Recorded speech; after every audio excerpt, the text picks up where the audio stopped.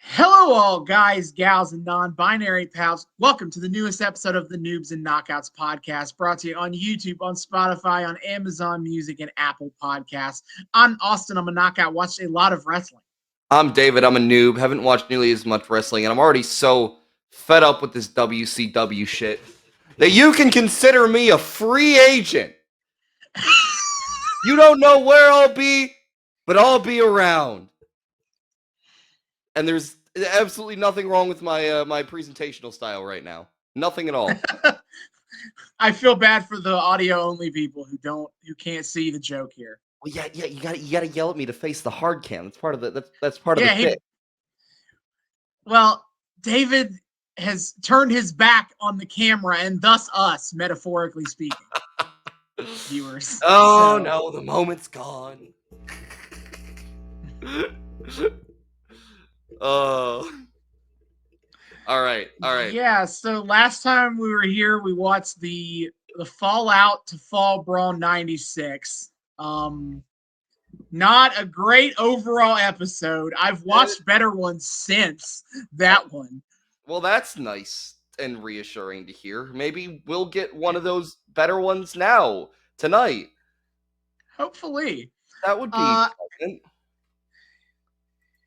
It was a bit of a one promo show last time we were here. But let's quickly remind everybody what happened.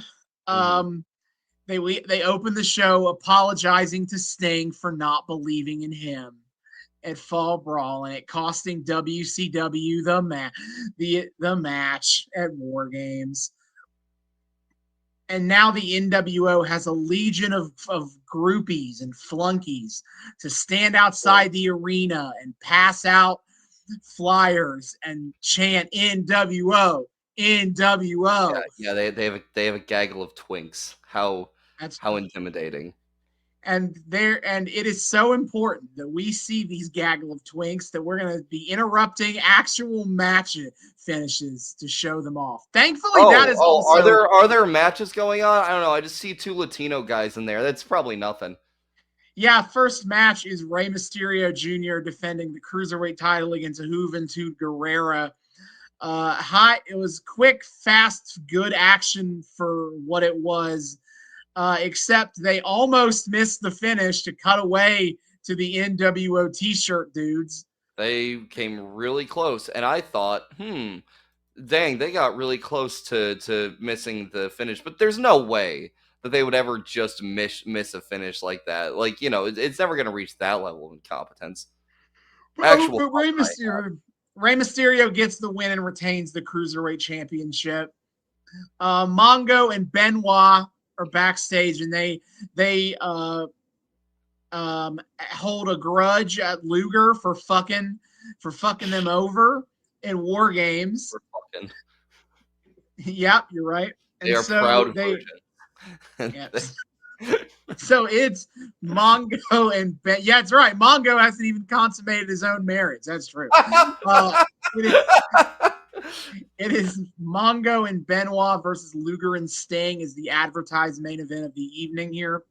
Yeah. We get the promo from Glacier where he explains his backstory. And does he sound like a cool dude in Mortal Kombat? No, he does not. He sounds like your dad from Georgia. He really sounds like your dad from Georgia. And like he's doing this to, like, I don't know, humor you. Like he doesn't fully get it, but he's supportive and he's like down, and he'll like play video games with you or whatever. But then he'll always ask questions like, which one am I again? Or like, is this flossing? Like, yes. Are you winning, son? Son. No, but the important thing from that video to remember is that a glacier is a moving mass of ice. And Glacier, the wrestler, is a moving mass toward his opponents. Yes. Very slowly, mind you, but he is moving. Mm-hmm. We do have measurements on that. Match number 2, DDP versus Ice Train.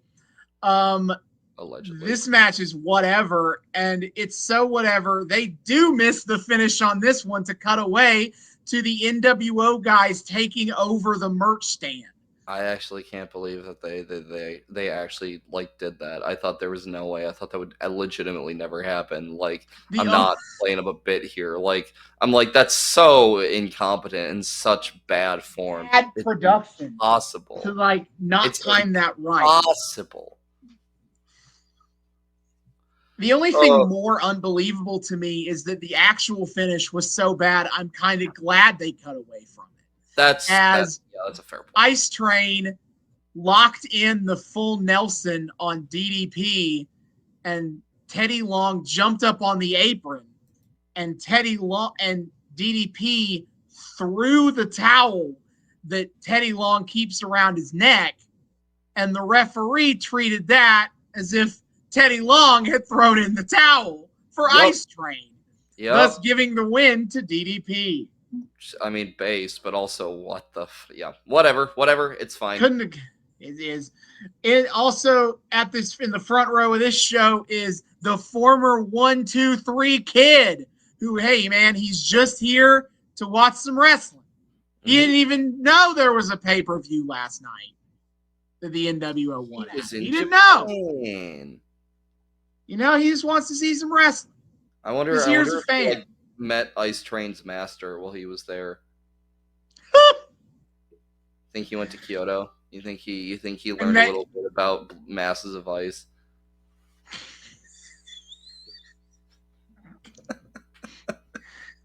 And the wise old master called me Sticks because 1 + 2 + 3 = 6. And my mind was forever blown. Wow. And then we have Conan defending the AAA Mexican Heavyweight Championship with a real belt this time against Super Callo. And Conan gets the dub. They don't cut away to this one, so that's pretty sweet. Shockingly. We'll never see this belt again, by the way. No, I don't. I'm pretty sure no. Like, we are quickly running out of time. Disappeared off. I still forever. I don't think he brought it to the ring again. If I think about it, he has. I haven't seen it from him, and I think I haven't seen it from him, and I think the belt's already been retired by now. Jesus Christ!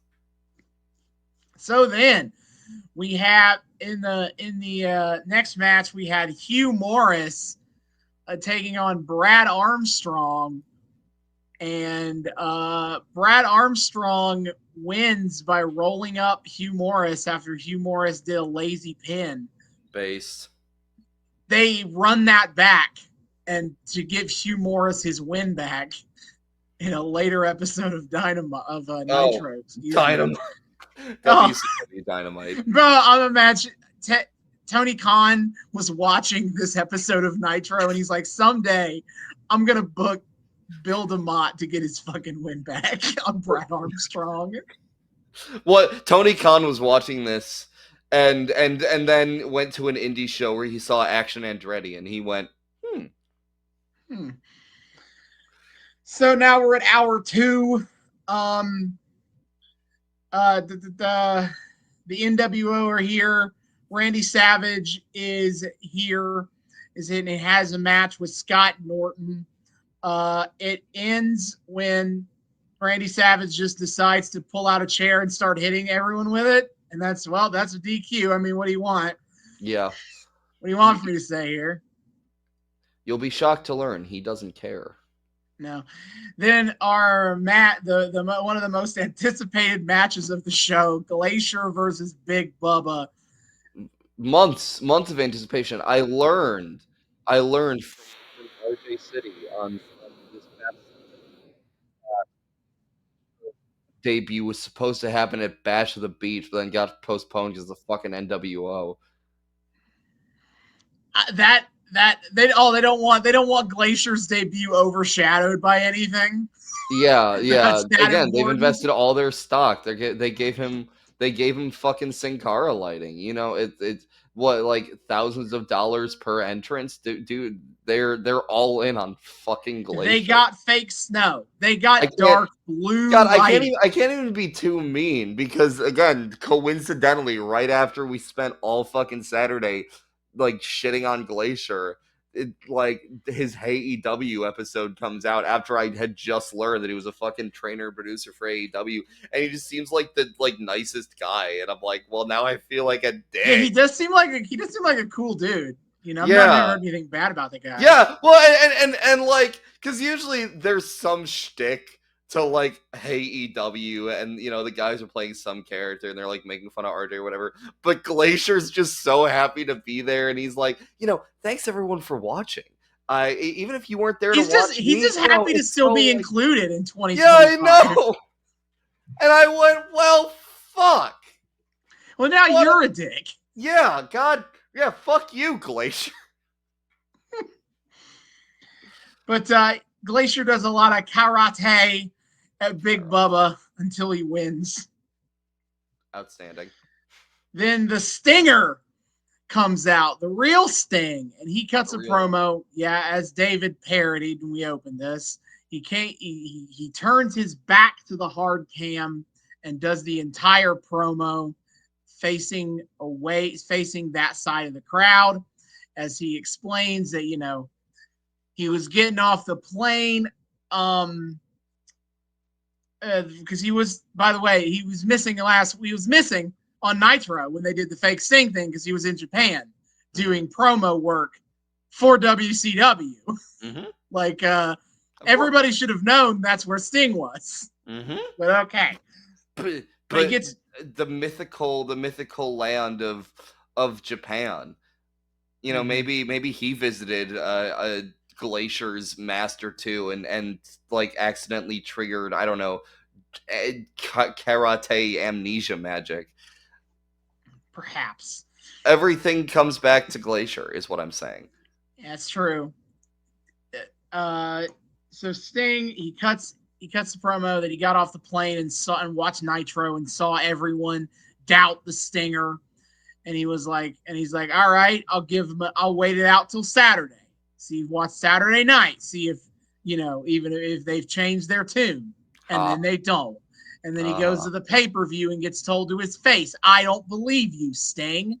And he's like, you know, I've been a mediator and a babysitter for Lex Luger for a year.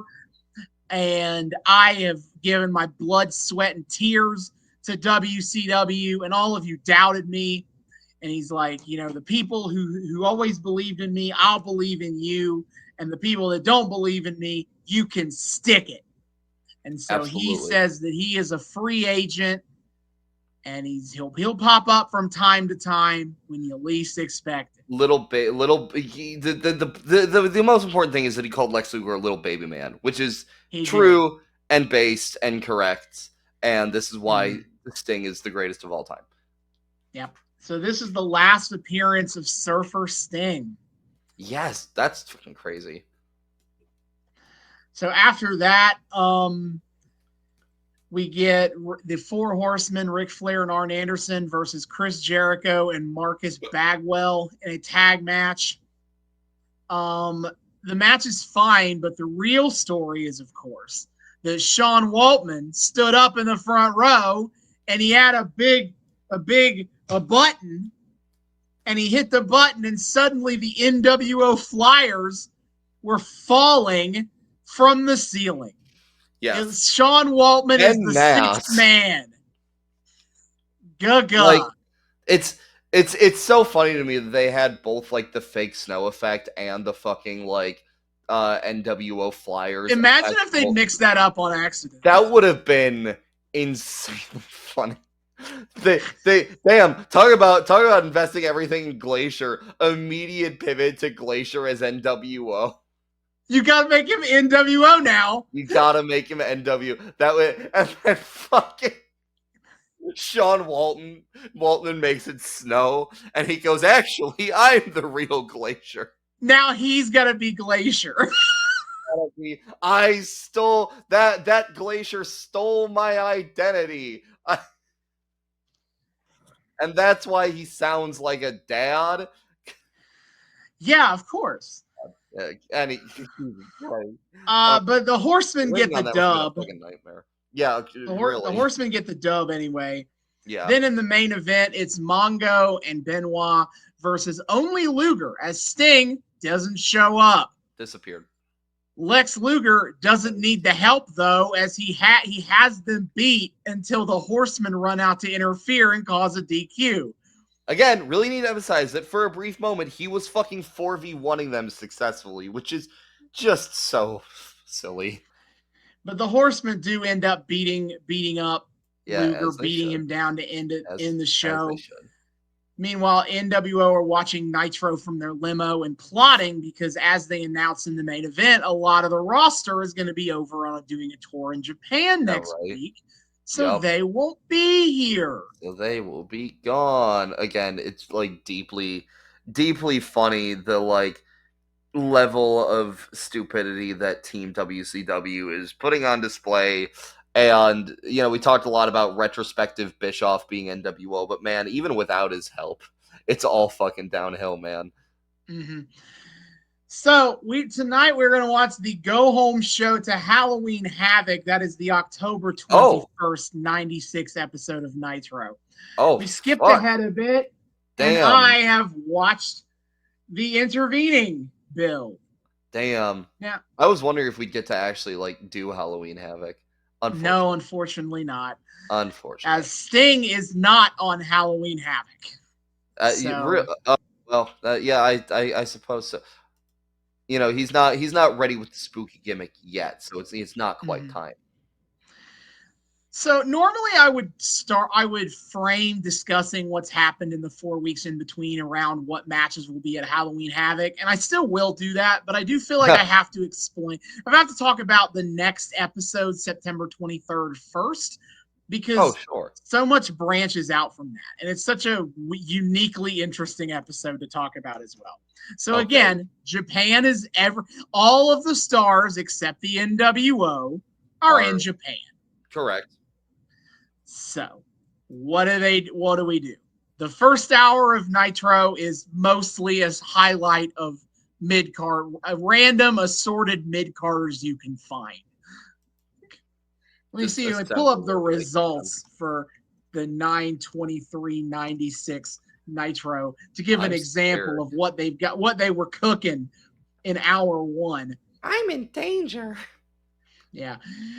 We get the Dungeon of Doom, that is the Taskmaster and Conan, wrestling Juventud Guerrera and Brad Armstrong. Jesus Christ. And after that match, the fucking mix and match button.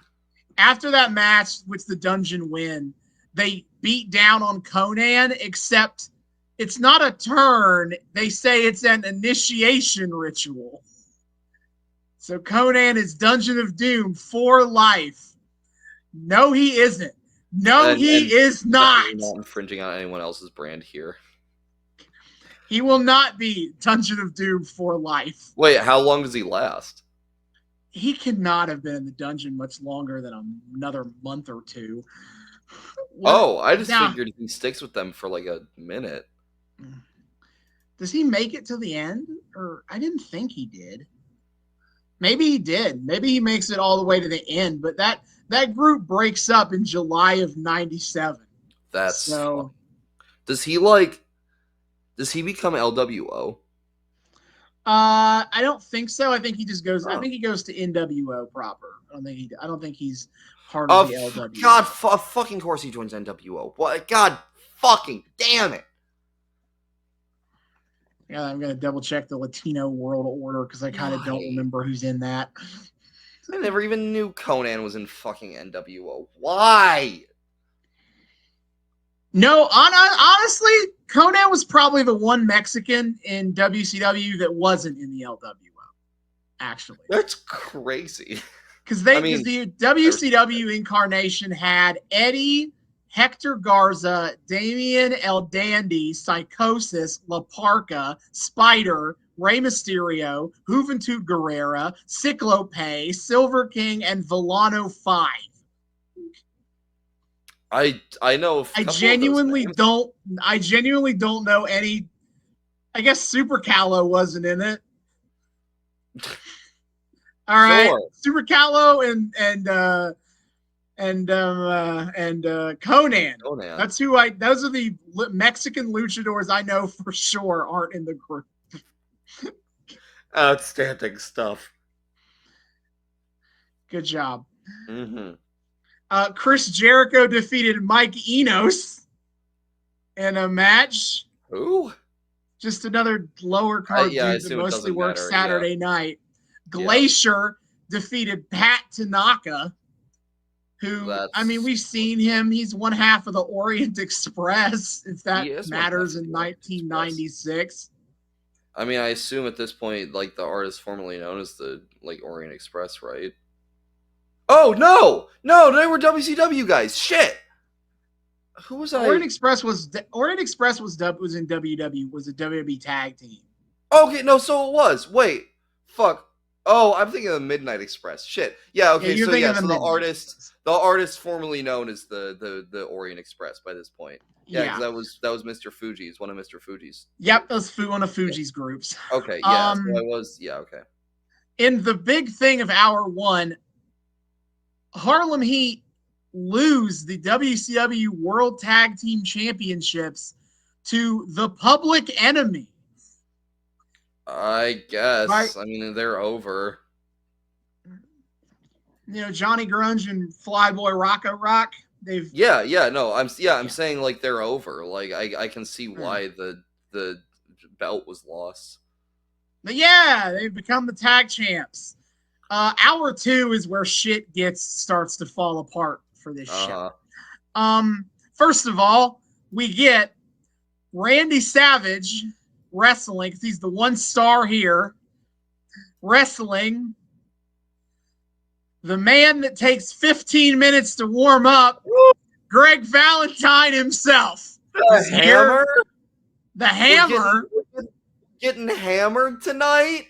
Bro, this show could main event the WWE B show house show loop in 1985. It's Randy Savage versus Greg Valentine. Yes! I love getting hammered. Well, unfortunately, Hammered wasn't given much time to warm up, as only about 3 minutes into the match, the NWO show up and they fucking beat everybody down. God damn it! Which does mean Greg Valentine does win by DQ. Here. What? Why? Oh, do they attack Valentine and not Savage? They attack Valentine first, so. What the hell?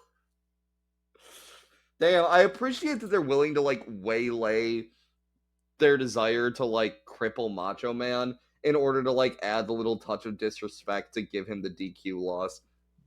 All right.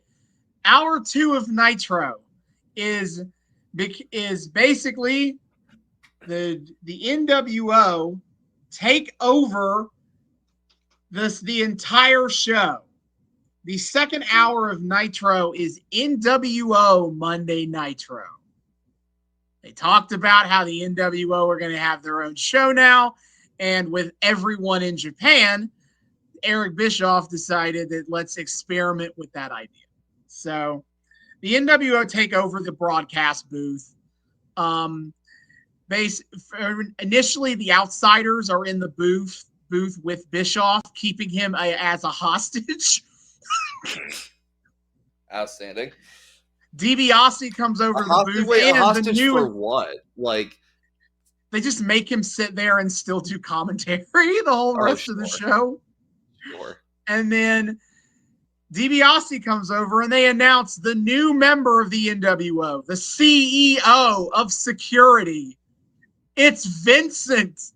It's Virgil. Virgil is here. Virgil and dead DiBiase back together again. The true power couple.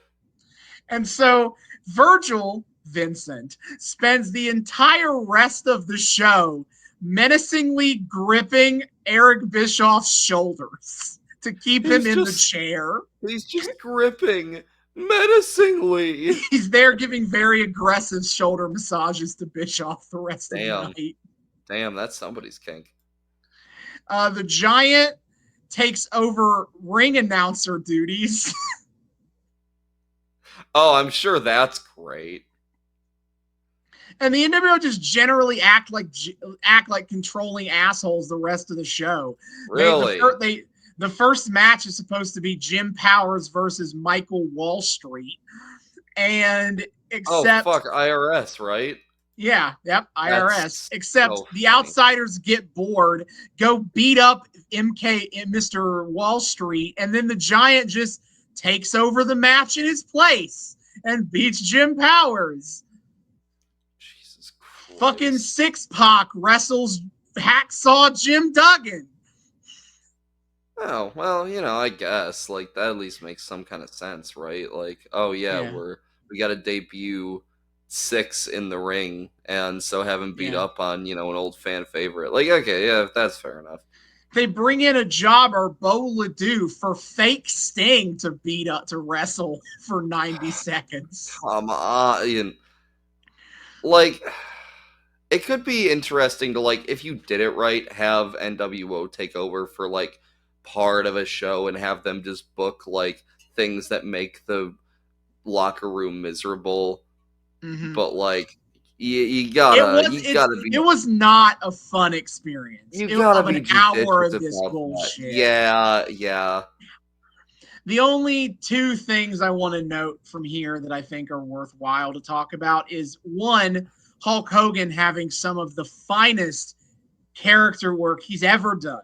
The main event is the Outsiders versus High Voltage in a 10-minute squash match, in that it is a one-sided squash match that they decide to make 10 minutes long.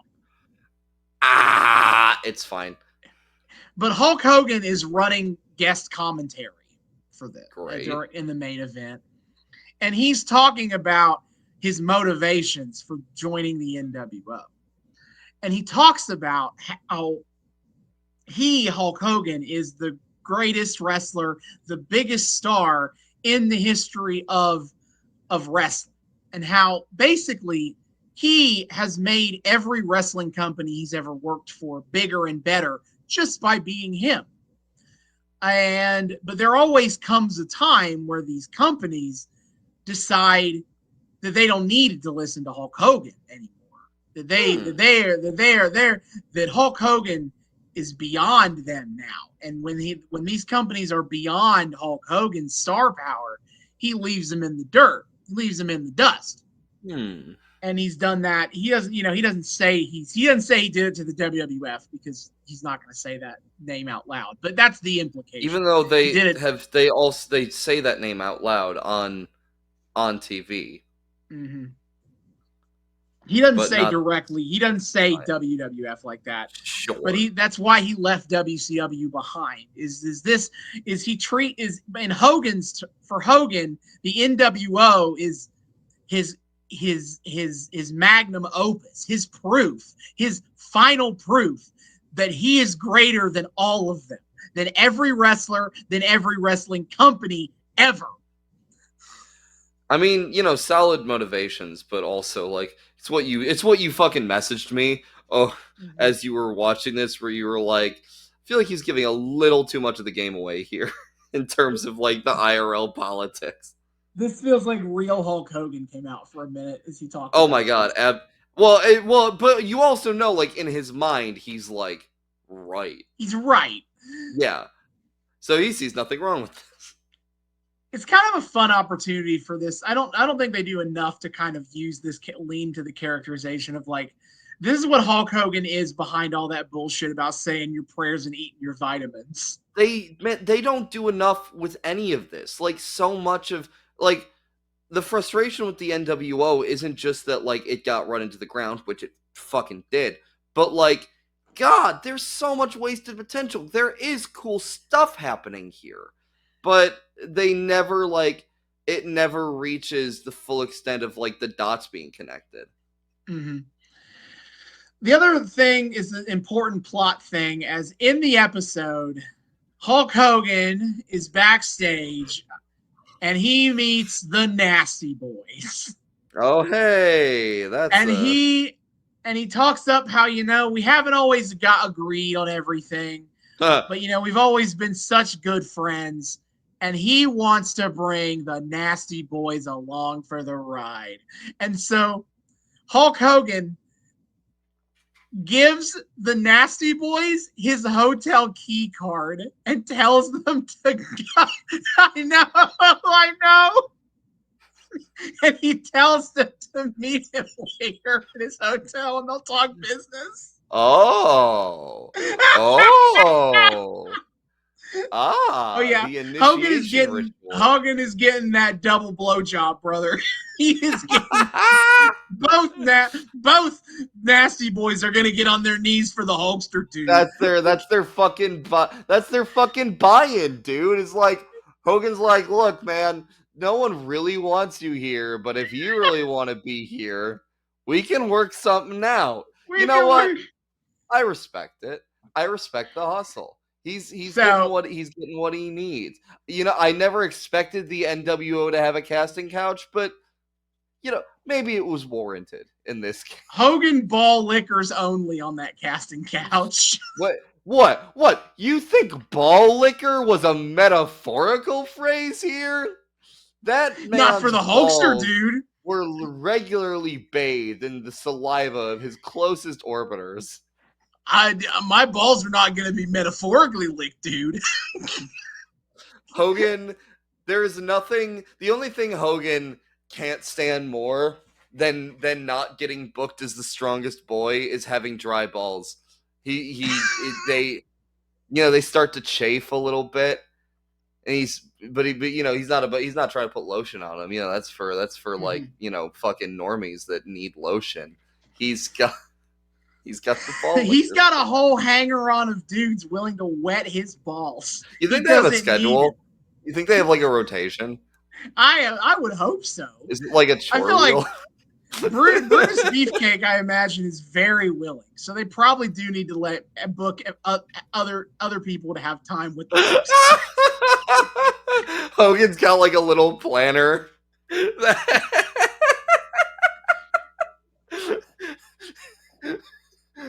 Oh yeah, it's 3 o'clock. It's time for Jimmy to stop by, brother. No, Jimmy's the one who manages the planner, Daddy. Oh fuck, you're right. You're right. Planner, Daddy. He's the get in here, Sags. It's your turn. It's your turn, Daddy.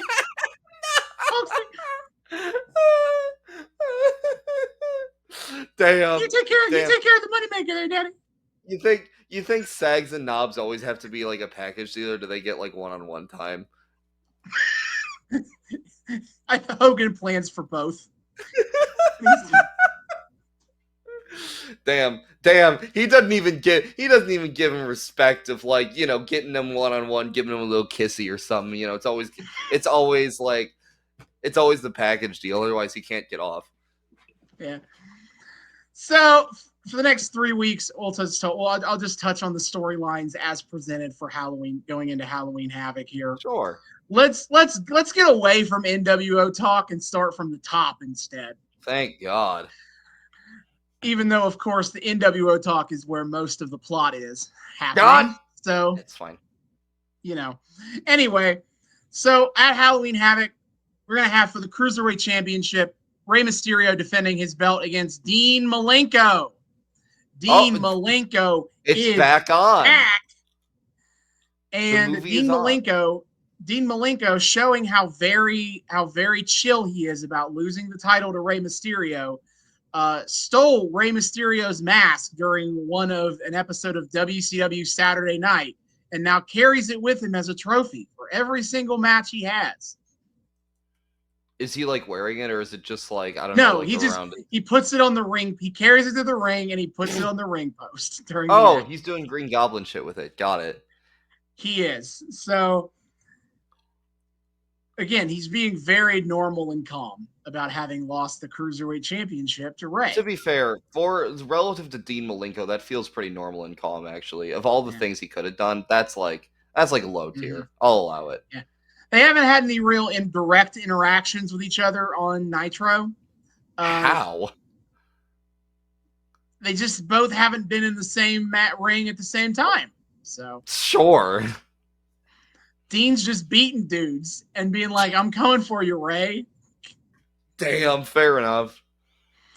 Then another T group match that hasn't had any direct face confrontation since. Honestly, none but 3 of these matches have had the wrestlers interact at the same time.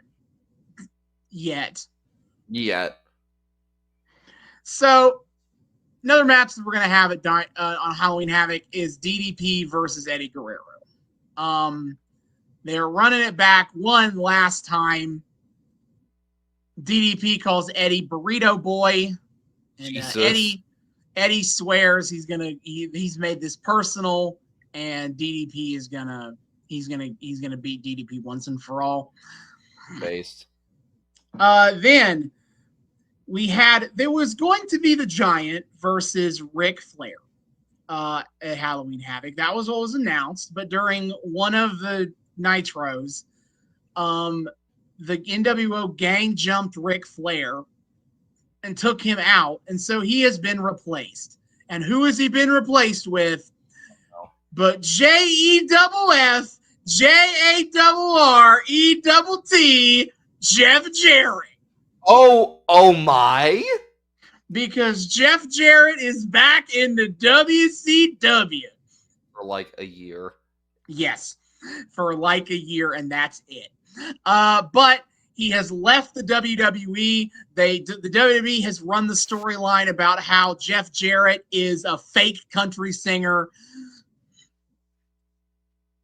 As they wrote off Jeff Jarrett in this 96 run as, because in kayfabe, Jeff Jarrett has like one big country hit, With My Baby Tonight. Yes. That's the thing he sells on. So when he leaves for WCW this time, they run the angle that basically Jeff Jarrett is country Milli Vanilli. He didn't sing on his own record. In fact, the real singer on that record is his roadie, who is the Rhodes dog, Jesse James. So Jesus Christ. But yeah, so fake country star Jeff Jarrett officially. What the hell? Is how they end that. So Jeff Jarrett is here in WCW. He has taken a staunch anti-NWO stance. Basically, that promo I mentioned about Hulk Hogan saying how he's the greatest wrestler of all time and how he's the one who made all of these promoters have livelihoods worthwhile. Jeff Jarrett, whose daddy was a promoter, took offense to Hulk Hogan, basically claiming all success for all wrestling ever. So he's here to stand up for tradition and the honor of WCW. As one does, he'll be NWO within the month. He actually doesn't ever join the NWO. Doesn't he? Isn't he part of like he the joins last up with the NWO? Oh, the tail end of he like is the WCW 2000 NWO 2000. Yeah. Well, I know he's that like barely slap counts. Nuts mode. I know it barely counts, but all I'm saying is like we do go there at some point. And now Jeff Jarrett is taking up the fight against the Giant with Ric Flair being too injured to step in. You know what? Fair enough. I hope they have fun. All right, this is definitely a get these cruisers on the show, so there's a good match in the mid-card booking here because these two have not had any on-screen interaction, as Syxx will be wrestling Chris Jericho at Halloween Havoc. Okay. Damn, imagine if that actually had build to it. That could have been interesting. That's fine. Yes. Syxx is still just doing shit with the NWO, not even anything like that stands out to talk about. And Jericho is just wrestling matches on Nitro as a happy-go-lucky babyface guy. Yeah, he's happy to defend honor of home and country or whatever. Mm-hmm. All right, a story with some meat to it, I guess, is we have Lex Luger facing off against Arn Anderson. Basically, this still just ties back into Fall Brawl in that the entirety of the Four Horsemen blame Lex Luger for that whole clusterfuck because They were just gonna go it alone. They were gonna go Horseman versus NWO. And Luger is the one that was like, nah, man, me and Sting got this. We can help you out. You can trust. And the Horsemen listened for some reason. They listened, and look what happened. We had this whole bullshit with the fake Sting and Luger causing Sting to get pissy and quit the match, and then they lost. I see nothing but fair reasoning here. Yeah, I kind of do too. So the NWO have just been jumping Luger. Like Arn beat the shit out of Luger with a chair. You mean the Horsemen? You mean the Horsemen have been jumping Luger? Yeah, the Horsemen have just been jumping Luger. Based. Because they're understandably mad about how everything played out at Fall Brawl. And that's kind of what all this is culminating at here. Based. Then we have a tag match between two teams that I don't think have been on screen together. The Four Horsemen, Mongo McMichael and Benoit versus the Faces of Fear. Mang and the Barbarian, part of the Dungeon of Doom.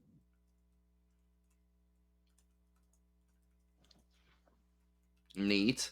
I guess that's happening. All these so far are just, I guess this is happening. I guess except for JJ versus Luger and Anderson and JJ and Giant. Yeah, okay, fair enough. But other than that, Jesus Christ. All right. Then we have the World Tag Team Championship match. If you thought, hey, it's really neat that the Public Enemy are the Tag Team Champions. Well, guess what? That only lasts like 2 weeks. As on WCW Saturday night, the Harlem Heat win the title belts back. Okay. So, rubber match? Officially, we are running Harlem Heat versus the Outsiders for the Tag Team Championships. What? Why couldn't we have been running that this whole time? That's a good question. I also thought, why did we spend 2-3 weeks on a feud between Harlem Heat and Public Enemy when it was announced beforehand that the Outsiders were getting a tag title match at Halloween Havoc? Like, you could have done something. Well, I guess triple threat matches weren't really a thing, right? Not really, but not really, not at the time. That's unfortunate. But still, it was dumb. I agree. The Outsiders had a couple of they've had a couple of promos at each other, but nothing substantial because again, Harlem Heat has spent more time beefing with the Public Enemy to actually get the tag belts back. Yeah, exactly. And then our main event. We've known about this already. It's Hogan defending the World Heavyweight Championship against the Macho Man, Randy Savage. So I'm gonna go over some tertiary NWO beats that I think are worth talking about. Starting with, remember the Nasty Boys? I do remember the Nasty Boys are NWO hanger-ons for a couple of weeks. But then on the October 14th episode of Nitro, the storyline is that they come out to the ring to have Hogan sign their contracts with the NWO officially. It's put it all pen to paper. But they come out with NWO shirts on. And Hogan takes offense to this as he has not yet signed the contract for them to be in the NWO. And so he rescinds the offer, and the NWO beat the shit out of the Nasty Boys. Hey, damn, he got his balls licked and didn't even have to follow up for it. No, he did not, brother. Incredible stuff. Oh my god. I don't know why I'm supposed to boo Hulk Hogan for this, but I think I'm supposed to. Look, he doesn't take many dubs, but when he does, they must be recognized. Yeah. We also have Nick Patrick, the ongoing story of the definitely not NWO referee. Oh my god. Now we mentioned at Fall Brawl that Randy Savage beat up Nick Patrick a little bit, And so for these series of episodes, Nick Patrick has been wearing a neck brace. And he has used it to do more stupid heel shenanigans, as you might expect. Of course. You know, suddenly he'll be going to count a pin and my neck hurts, can't keep counting. Oh my God. Everyone calls him out for being the worst referee alive, and he is completely indignant to this. He claimed but Nick Patrick claims that he has lawyered up from the grievous assault committed to him by Randy Savage. And in fact, he is going to levy the largest fine in the history of sports on the Macho Man. The Macho Man will be forced to pay a $1 million fine for injuring him. A couple weeks later, Tony Schiavone reports to Nick Patrick that the WCW office has talked, and they have decided that Randy Savage will pay a $500 fine. Not $500,000, $500. Outstanding. Working that down. Nick Patrick is offended at this grievous miscarriage of justice. Mm-hmm. Also, they run a bit on WCW Saturday Night. They do this angle that the outsiders aren't officially signed, contracted wrestlers, so they can't have matches on the show, on the TV show. I don't think that's how that works either. Okay. But they run a match on Saturday night that is the outsiders versus two jobbers in an empty arena. And they have a masked dude in an NWO shirt that is the referee.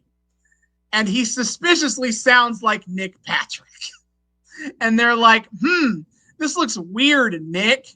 Who is this weird masked man who sounds a lot like you refereeing NWO matches? And he's like, what? That's not me. That's Randy Anderson. That can't be me. Oh my God. Look, we're close to this being over. Fucking Nick Patrick thing. I'm so goddamn sick of it. It was neat at fucking Hog Wild. It has just been downhill from there, man. I enjoyed it for the most part. It's like I just find it tedious, and I don't have a whole lot of patience for shit that I just kind of find tedious. Like it's cute and it's funny, but like it just adds to the utter fucking stupidity of everything, and the fact that like by the episode after Fall Brawl, he was reffing every single match. Like they don't deploy him strategically. There's no like he's just everywhere all the time, and I'm so fucking tired of his dumbass face connected to all this chicanery. Simplify it, please, God. Then I guess let's get to the real meat of the Savage Hogan story that I think is actually extremely compelling, or would be if I didn't already know the ending. I want to be excited about something like this. Like, fuck Hulk Hogan, but like, there's something neat about running this back. Like, I don't know. So we get the reveal on the 9/30/96 episode of Nitro that Miss Elizabeth is NWO. Kill me. She signed a deal with Hulk Hogan to join the NWO for the promises of movie deals, apparently. Access to Hollywood, I guess. Oh my God. Liz gives a better explanation than that later. So okay. hold it. Macho Man learns about this betrayal and is mad about it, as you expect. Really. So basically, the next 2 weeks are we're building to this idea that Liv is conflicted. She signed up to help the NWO but now she's being asked to screw over her ex-husband. And she kind of liked that idea initially, but now she's here and it's happening, and she realizes, oops, I still kind of love him, at least enough to not want to be a part of this anymore. Oh, dear. And Hulk Hogan is being an evil little dickhead about the whole thing. On the 10/7/96 episode of Nitro, they attack Randy again. Really? And they make they hold Liv in the ring hostage and make her watch as Hulk Hogan systematically destroys Randy Savage. And then he proceeds to cut a promo about how signing this deal with the NWO means that he owns Liz, her body, her soul. And it's so gross. It's so gross. Extremely gross. Hogan is actually kind of evil in this arc, and not in like a cartoony way. I mean, a little cartoony, but not like like in a way that makes you kind of actually hate him. It's fucked up, brother. Fucked up. And the 10/14/96 episode has a really great segment. It's probably worth going and watching. Is basically Randy Savage is brought out by Eric Bischoff for an interview, and Eric Bischoff plays Randy Savage a tape that Liz sent in. And Elizabeth basically sends in this tape where she gives this heartfelt apology and explains, that she joined up with the NWO because she was still kind of angry at Randy and she wanted to hurt him. And now she recognizes that was a mistake. And she apologizes, and she understands he may never be able to forgive her for this. And then it's filmed at she calls it like this swing set that like Randy built for her at their house. Okay. It's just really touching. It's a really touching promo. Okay, that does sound like nice. Like. And then Randy, and then Randy puts on his best acting boots, as Randy's reaction to this is like, he's like stunned silent, like he doesn't say anything, which is of course extremely weird for the Macho Man. He's a big fan of saying things, yeah. Kind of like lost for words. He starts crying, or at least his eyes are starting to get a little watery. And he ends up walking out of Nitro because he's so emotionally affected. They employed the psychological warfare. God damn. Like, I don't know. I really like it. I really like this angle, and I like where it could have gone. I hate that I already know the ending, and the ending is stupid. Like, I find the story compelling of Elizabeth making this deal with the devil in Hollywood Hulk Hogan, who she admits in her video she should have known. She knew that Hulk Hogan was self-serving. She should have known this would go bad. Yeah. But she still had complicated feelings about her ex-husband, and so when the Hulkster wanted her help to screw him over, she said yes. But now it's happening, and she realizes, I don't want to do this anymore, but she's trapped. Yeah, sure. And Randy, and it's like, it humanizes Randy in a way who is such a shouty, loud guy 97% of the time. He very much is.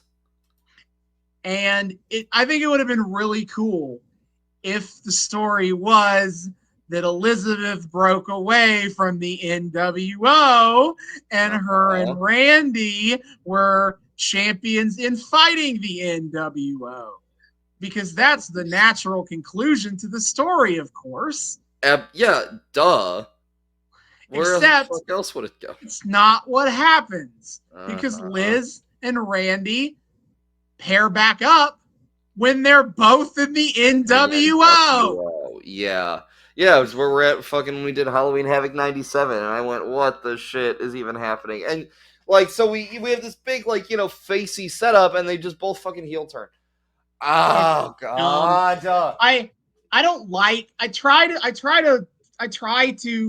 think to treat arcs as they come on this podcast, not let my knowledge of where arcs go impact how I feel about them as they're happening. I don't think that's fair, but God, it's hard to ignore this one. Yeah. Well, no fucking kidding. Like, because it has such a natural setup, one that I think that would overall really tie together a really strong story in a way that I think the NWO arc has needed for a month or so. Since Hog Wild, really. I think they've needed something like this. Add dimensions that aren't the NWO show up in limos and just kind of vaguely look cool or whatever. Yeah, like an emotional through line, especially for your fucking if Savage is right now supposed to be the champion against the NWO, like, yeah, this could go in a solid direction. But you know, whatever. Like, he's not just fighting. Randy's not just fighting for the title. He's not just fighting to beat the NWO. He's fighting to save his wife from these people, ex-wife. But they'll get back together because they always do. Fighting to save her from these people that took advantage of her and who she wants away from, these toxic assholes. Yeah. And none of that is what happens. No, of course not. Because why would it be? Why would it be? Like, I don't know. They could have... The deal with the devil thing is a great setup. But again, Eric Bischoff is a hack. He just can't help himself. Yada yada yada yada yada. And Elizabeth is such the purest baby face you find. She's perfectly cast for this part. Eminently likable is Miss Elizabeth. Yes. Unfortunately, I already know the answer to this isn't, and then they join up to stop the NWO. Mm-hmm. So it's like, well, shit. God, you even had such a great setup about well, I guess there's no female NWO members right now. Do they get legit female wrestlers ever to join the NWO? I guess I don't really have those around here. They don't really have those around here, do they? Not consistently. No. Okay. Well, never mind. Whatever. It would have been cool. Who would I even... It's tough because I wouldn't put any of the women we see on Nitro consistently in the NWO. The closest would be Woman, but I like her with the Horsemen.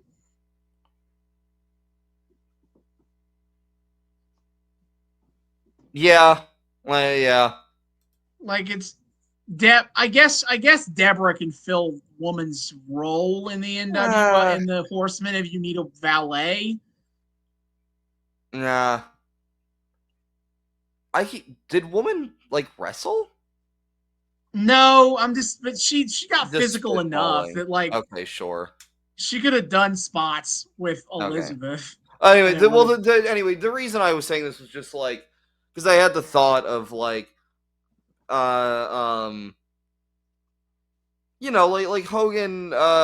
Hogan versus Savage, and then Elizabeth could have headed up I don't know, the female side of the resistance for the women's locker room, and I went, oh yeah, that doesn't exist. It doesn't exist.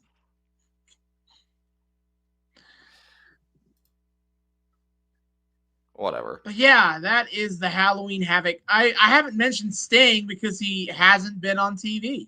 He has in fact stayed away. I wonder why I chose this episode of Nitro for us to watch if Sting hasn't been on TV since we last watched. Crazy thoughts, I'm sure.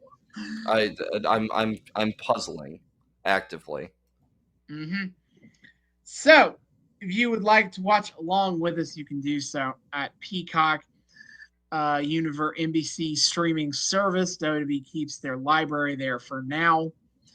And in the back half, we'll be back to discuss the October 21st, 1996 episode of WCW Nitro. Yeah.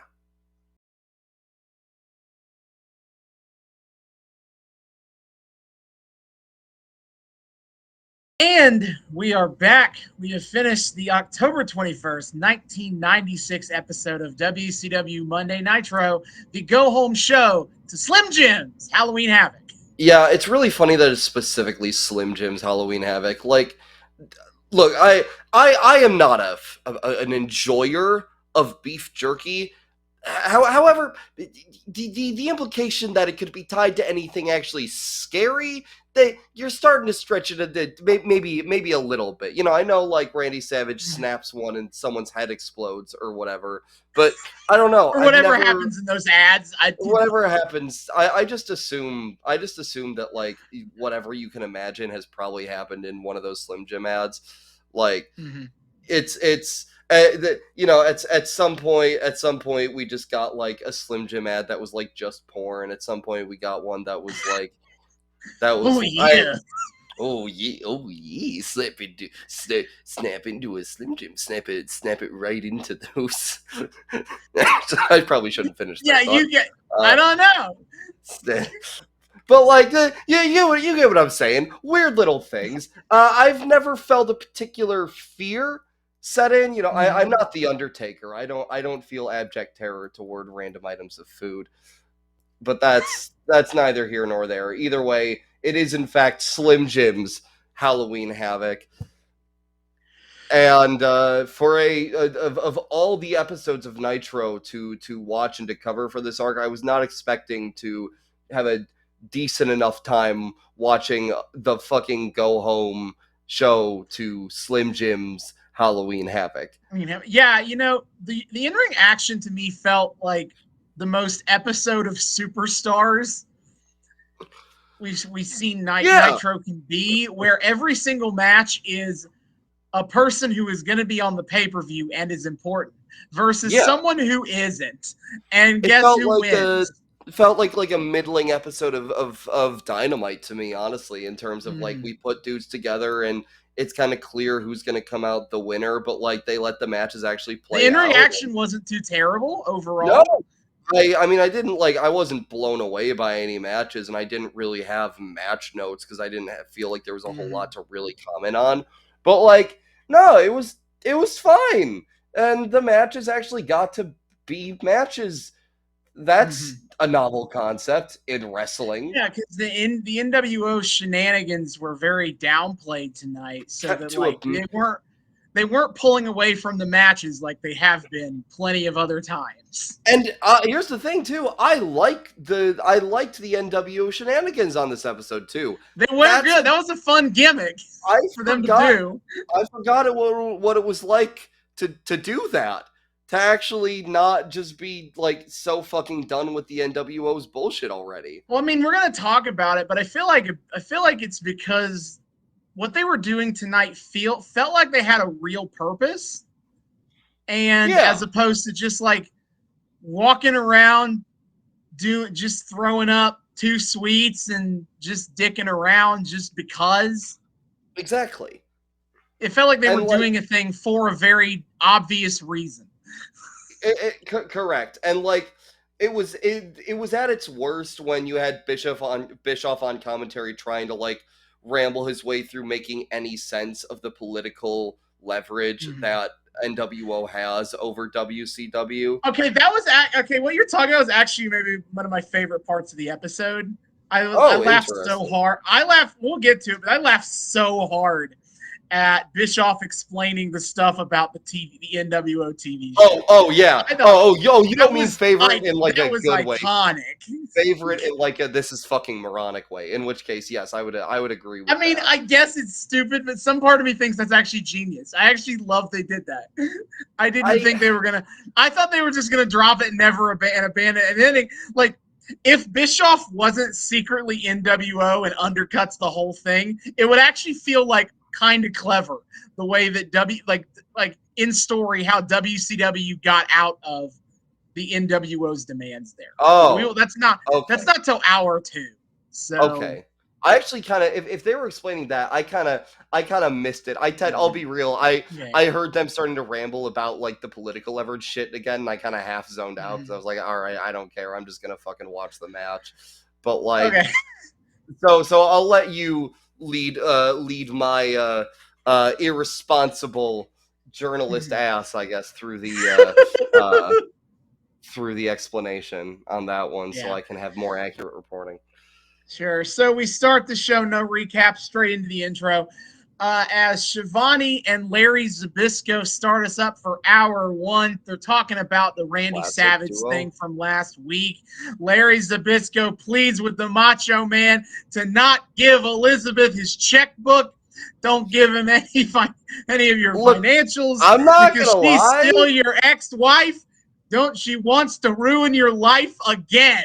I'm not gonna lie, man. I think Zbyszko is kind of cooking here. Like, he has a point. Like, yeah, just be careful. You've been burned once, dude. I feel like let's not make any hasty decisions here. I feel like Zbyszko's kind of making some sense here, And Zbyszko would kind of be proven right, I guess. When you look at the main event bit, it adds a little more ambiguity to Elizabeth's motives here. Yeah, I guess so. Yeah, but they do replay a lot of Elizabeth's video from last week, telling Randy about how sorry she is and how much she still loves him and yada yada. We talked about it in the front half. Yeah, and Bischoff is racked with guilt over the fact that it made Savage, like, I don't know, rage quit Nitro for that. Randy episode. Savage had a crash out about it, and Bischoff was like, "Wait, maybe this was a bad idea." Who'd have thunk that dragging one of your top stars on a live TV and showing him a deeply emotional appeal video from his ex-wife, who he's a very complicated relationship with. Man, it's a good thing Eric Bischoff isn't secretly NWO, and that might actually feel intentional. But thankfully, he is on Team WCW, and it was just an honest mistake. Just an honest mistake. I really need to figure out at what point they decided to make Bischoff NWO. I am curious. I don't actually know. And like why. What in their minds, what their reason was. If it was like, fuck, at this point, like, it makes no sense otherwise, or if it's just like, we gotta keep throwing twists and turns at the NWO story. Yeah, I've never looked into that before. I'm kind of curious. I mean, he usurps Ted DiBiase's position within the NWO story. That's really funny. So, like, I don't even know if you needed Bischoff to be in the group to make it make sense, because right now the sense they're making is that none of these people are official roster, or they are in the minimum possible amount. They are an official employees, but Ted DiBiase, the $1 Million Man, is just bankrolling everything happening here. That's why they keep getting on shows. But it doesn't make sense, like, why they would like who they're paying and why. Like, the way I still don't get, like, how they have any. Again, I had my whole like ramble about it last time where I talked about, like, oh, maybe it's like if you think about it from kind of a deeper thematic angle that I don't think they were going for, like, it makes sense that WCW kind of dug themselves into a hole. But there's still a lot where it's like, why are they, like, accepting DiBiase's money at this point? Why are they letting NWO get away with certain shit that it feels like they should be able to just, like, put their foot down on? I don't know. Don't think about it too hard, I guess, is the answer. Mm-hmm. So, first match of the show, it is Earl Bobby Eaton versus Chris Jericho. Earl? Well, he was pretending to be British with Steven Regal. They were a tag team. Steven Regal was a lord. Bobby Eaton was an Earl. Oh, that's a choice. Yeah, Bobby Eaton versus Jericho. Jesus Christ, Jericho's, like, really fucking over, man. He is. He's just happy to be there, man, and he is doing the moves. He is, but like, he makes his entrance and he goes over to the barricade and just gets swarmed by fans who are like, yeah, Jericho. Like, he's just like this dude who just kind of came in and everybody liked. He's like, wow, this guy's cool. And he will always be somebody who everybody likes. Everybody likes. Yes. He'll ride this wave forever. Some of us are still Chris Jericho shooters in 2025. I'm just saying, you keep backing some real interesting horses, you know. Is an enjoyer of Chris Jericho, is not an enjoyer of Terry Taylor. Like, I don't know what to tell you, man. History has proven me right about the Red Rooster, goddammit. I feel like the Red Rooster's actually been a very good presence for wrestling. He's a great trainer for NXT and seems to really help. You're just saying bullshit to piss me off. Motherfucker, it's true. It's fucking true. He's trained some good fucking people. He knows his shit. Get out of here. Anyway, the fake Sting and Six are in the crowd, up in the stands, under a big banner that says New World Order. Correct. And Six has a camcorder on him. Larry Zbyszko is like, we need written permission to film this. And Tony Schiavone, well, I mean, legally, that is how that works, you know. I guess. Not allowed to film in the arena and all that. Tony Schiavone's like, well, they've been able to do whatever they wanted the past few months. Who's going to stop them from doing this? Yeah, seriously. Oh, I'm sorry. Are you trying to call for the mods, Larry? Oh, is the proceduralism not being followed in the era of the NWO? Mm-hmm. Oh, no. I hope your hands are okay from how hard you're wringing them. He also does say, well, they should come down here and I'll make sure to stop them from filming.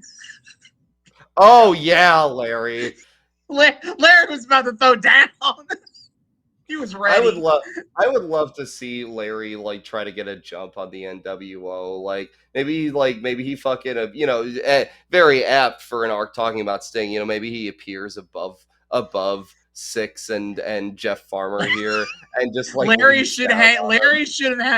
during hour 2 should be hanging out in the rafters. He's full shirtless and like lets out like a war cry as he leaves onto Jeff. I think that really would have made the build better if Sting was up in the rafters and right next to him was Larry Zbyszko.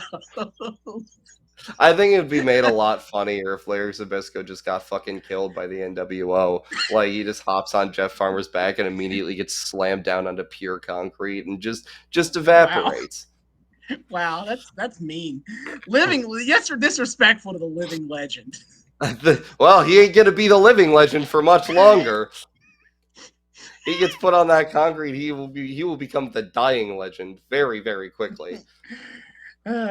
Nick Patrick is refereeing most of the matches on this show, and he is in his goofy ass neck brace. Yes, yeah. Look, he's not everyone can sell neck braces as well as Tony Khan, but he's doing his best out here. I do love how much he like during matches just randomly starts my neck. Yeah, look, motherfucker. I can't even blame him. I'm the motherfucker with scoliosis over here, and like every time my back starts hurting, like you can see me during episodes, I'm just going like ooh You know, it's very authentic. You know, maybe I do have to give a shout out to the neck brace here, you know, really putting the neck brace over for actually helping me realize that no, Nick Patrick is not just reffing every single episode or every single match in episodes of Nitro. There's just another guy who also has a mullet and a mustache. Randy Anderson, that's right. Randy Anderson. So shouts out to the neck brace for actually helping me differentiate between Nick Patrick and Randy Anderson here. It was very helpful. Thank you. All right. We start the match with some just solid technical wrestling. Oh, absolutely. Got the lockups, got the arm bars. Yeah, Eaton seems to be kind of the more grounded technician / brawler. Jericho obviously in his prime with a lot more of the like flippy shit. it's about what you'd expect. There's a sign in the crowd that I noticed going "NWO beat me up," which, dude, All right, brother. I am gonna king shame for this one. No. Yeah, what are you doing? I'm getting out the spray bottle. NWO chants break out during the match, and they cut back to 6. And I wrote "thing" in my notes. I kept coming up with new ways to say fake Sting. But then Bobby Eaton with a really good power slam on Jericho for a 2 count. And Tony Schiavone announces that both Savage and Sting, the real one, guys, will be here in hour 2 later in the show. Which is funny because the latter is like something that Bischoff spends all of hour 2 being unsure about. So the fact that Schiavone just states it outright at the top is really funny.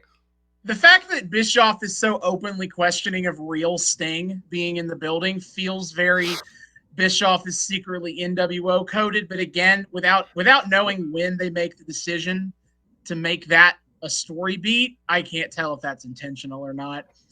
Yeah, it could just be Bischoff being a goofball because that is just kind of his default state. It's you really can't tell without more context.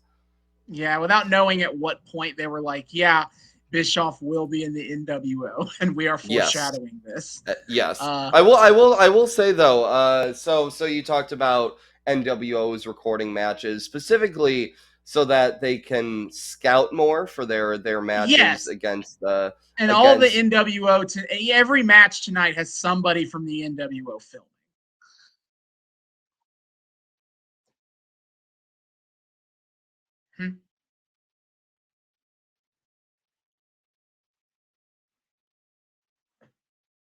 I don't have audio on you, David.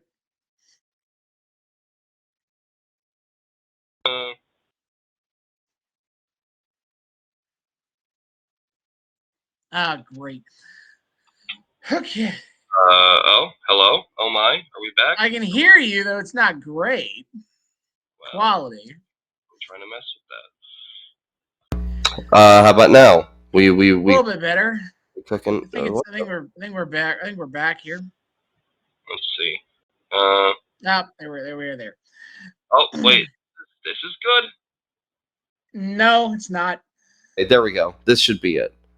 There you go. Okay, cool. Okay, anyway, I didn't notice that every single match was being filmed. I just noticed 6 and then Hall and Nash later.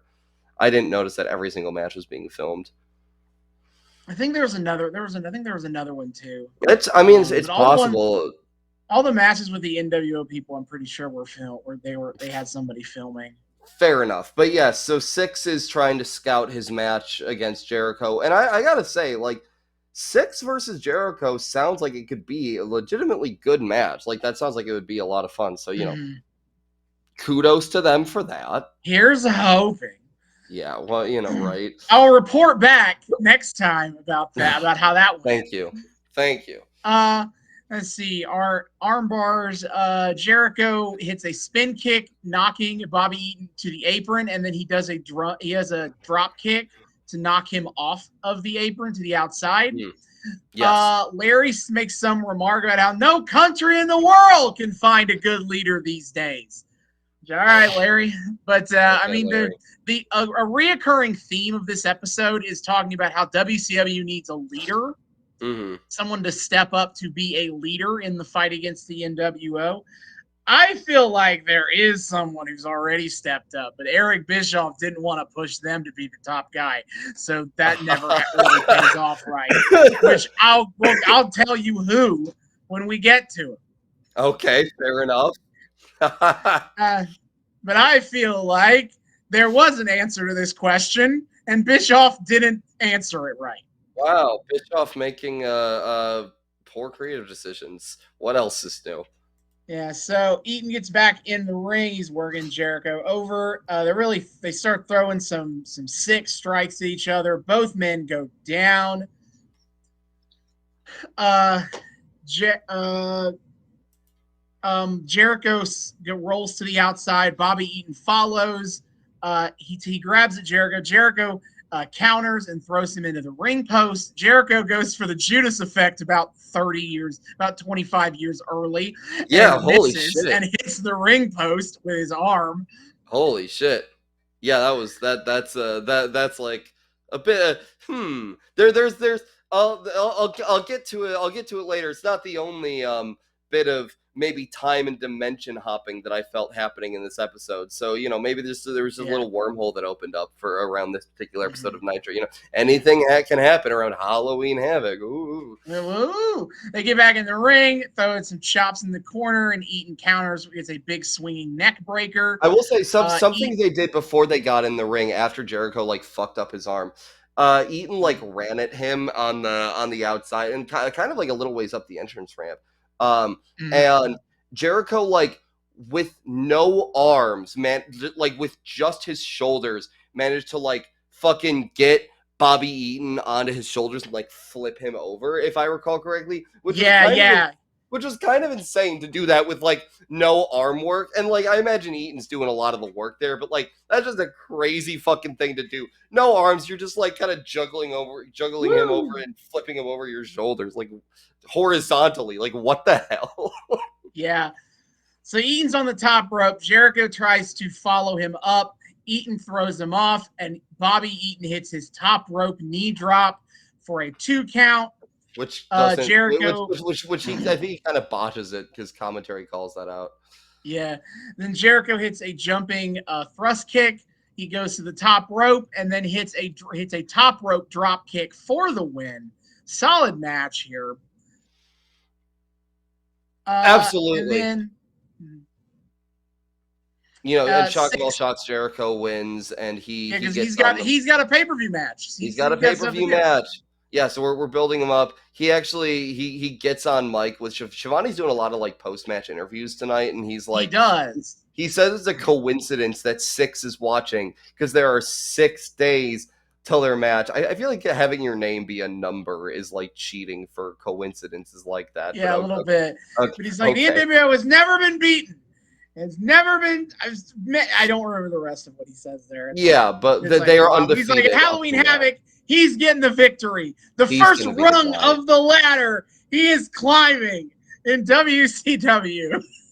He's gonna be the guy, which is really funny.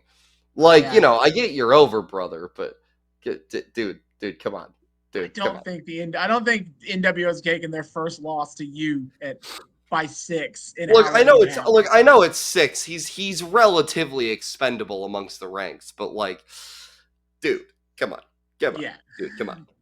The NWO, they're still up in the crowd. Six does this, just suck it, even though we aren't doing that yet. Again, we're a little early for that.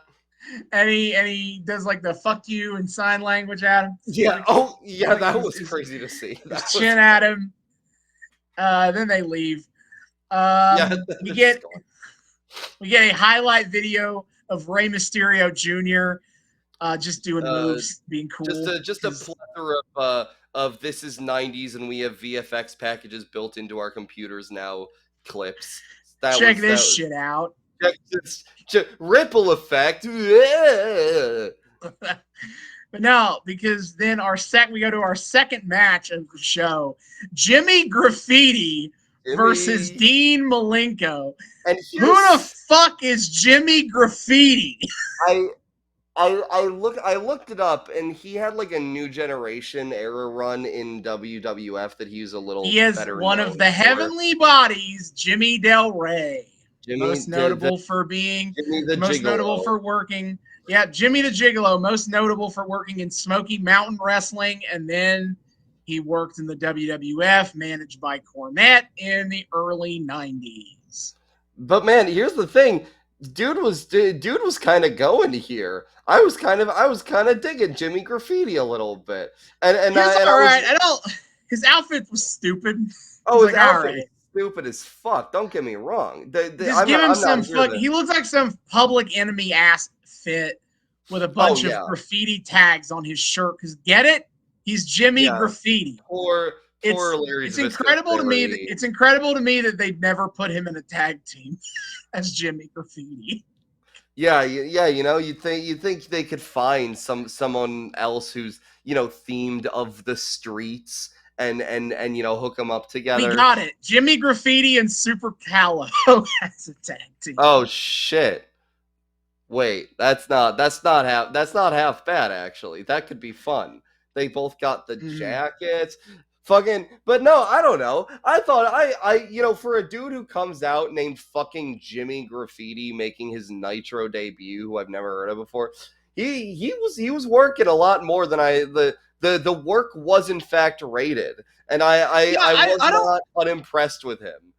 I don't know how I feel about how back and forth this match was. I'm not one normally to care about this, but Dean Malenko has been booked really weirdly since coming back to Nitro, in that he does the bit on Saturday night where he steals Ray's mask, still carrying that around. Yes. Then he wrestles Alex Wright and loses after they've announced he's going to wrestle at Halloween Havoc for the title. So then he rematches with Alex Wright to get his win back. And now he's in this match with Jimmy Del Rey in his most jobber-ass gimmick. Seriously. And having a kind of back and forth match with him. Like, I don't know. Yeah, the match went on for it was like a 7 or something. Yeah, it was like about 7 minutes. It's like, I don't know. Could Dean Malenko, who was the ace of the division until Rey Mysterio showed up, could he have just a really dominant win against somebody at least once? They're not trying to play it like he's lost his his groove or whatever.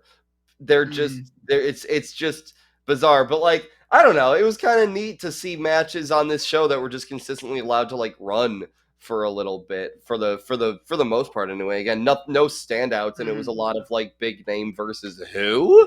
But I don't know. Was not upset watching this match, and I was in a way pleasantly surprised it went on as long. But yeah, definitely weird that Malenko didn't squash him. I'll give you that. Speaking of his tendency to carry around fucking Ray's mask, Larry is commenting on the fact that luchador masks are dumb, to blue-blooded Americans such as him. But, those backward Mexicans seem to like it, so it's fine, I guess.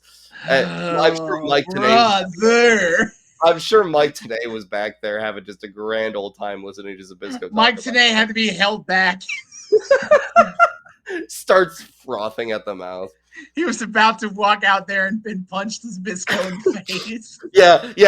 Now, after Zabisco does a spot of going shirtless and diving onto NWO, Tenay then appears further up above Zabisco. We didn't even know the arena went up this high, but he manages to find a higher place to tear his shirt off, let out a war cry, and jump down onto Zabisco. Hell yeah.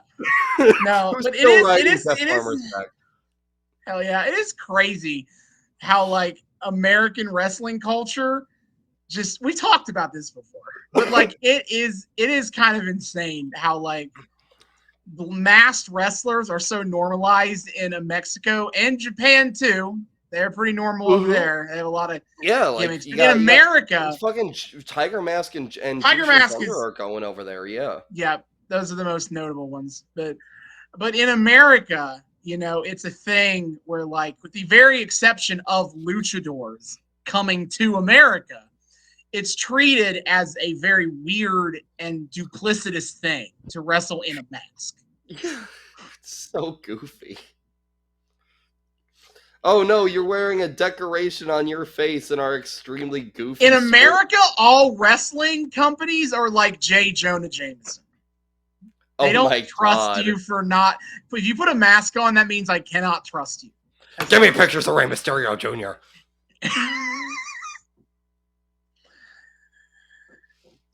Yeah, so as we said, the match is good because they are doing some grappling. They are doing some straight graps here. Yeah, they're also they're letting themselves get a little, cruiserweighty about it. They're actually the cruiserweight matches. The cruiserweight match is allowed to actually play a little bit. Again, neither of them are Hispanic, which maybe contributes to how much they care right now. But like, I don't know. It's neat. They're flying around a little bit. I was like, maybe this Jimmy Graffiti is one of those guys that like, he never got big mainstream, but he went on to have like a decent indie career. Turns out he had a knee injury that like ended his his career in '97. So dude's only got about a year left, which is unfortunate. And he just Yeah, I mean, he's been doing all like training right. stuff ever since. Yeah, Like, I don't know. Like, he could have been just a good time on the indies or something. I don't. Mm-hmm. You know, definitely could. He definitely could have been a cult classic kind of a dude. That mid card guy. Yeah, but unfortunately, now he's most known for being in a tag team in Jim Cornette's Smoky Mountain, and then in early days Raw, New Generation Raw, in the Heavenly Bodies. He really, which is yet another gimmick of like two dudes whose gimmick is how hot they are, and they are not conventionally attractive in any way. Yeah, like they're just average looking dudes, and their gimmick is how hot they think they are. Jimmy Graffiti definitely kind of looks like a fuck. Like, not to be mean, but I would not look at him and be like, ooh. That was such a thing in wrestling. There are like multiple character wrestling tag teams with that exact gimmick, and it's so funny. That's so weird. That's such a specific fucking gimmick. It is. It's wild. But yes. So Randy Anderson is reffing this match, and all goes off pretty well. There's one point where they're kind of they're getting dangerous around the ropes, and Larry Zbyszko says that if Jimmy Graffiti were to fall into their laps per speculation of Tony Schiavone, he's just out of there because his suit is too expensive. I honestly think it'd be like really funny to just have Zbyszko just fucking rage quit commentary because Jimmy Graffiti dared to touch his suit. Zbyszko feels very confused by like what the kids are doing these days with this whole graffiti gimmick. So like maybe he thinks the graffiti would like rub off on his suit. He probably does think that, actually. I did notice that Jimmy's fingertips were painted like black or something. Like because he's got the thing because his spray paint. He's been tagging recently. Yeah, which is such a funny little detail. Which maybe that actually would fuck up Zbyszko's suit, which would be very funny. He just grabs him full force with like spray paint hands.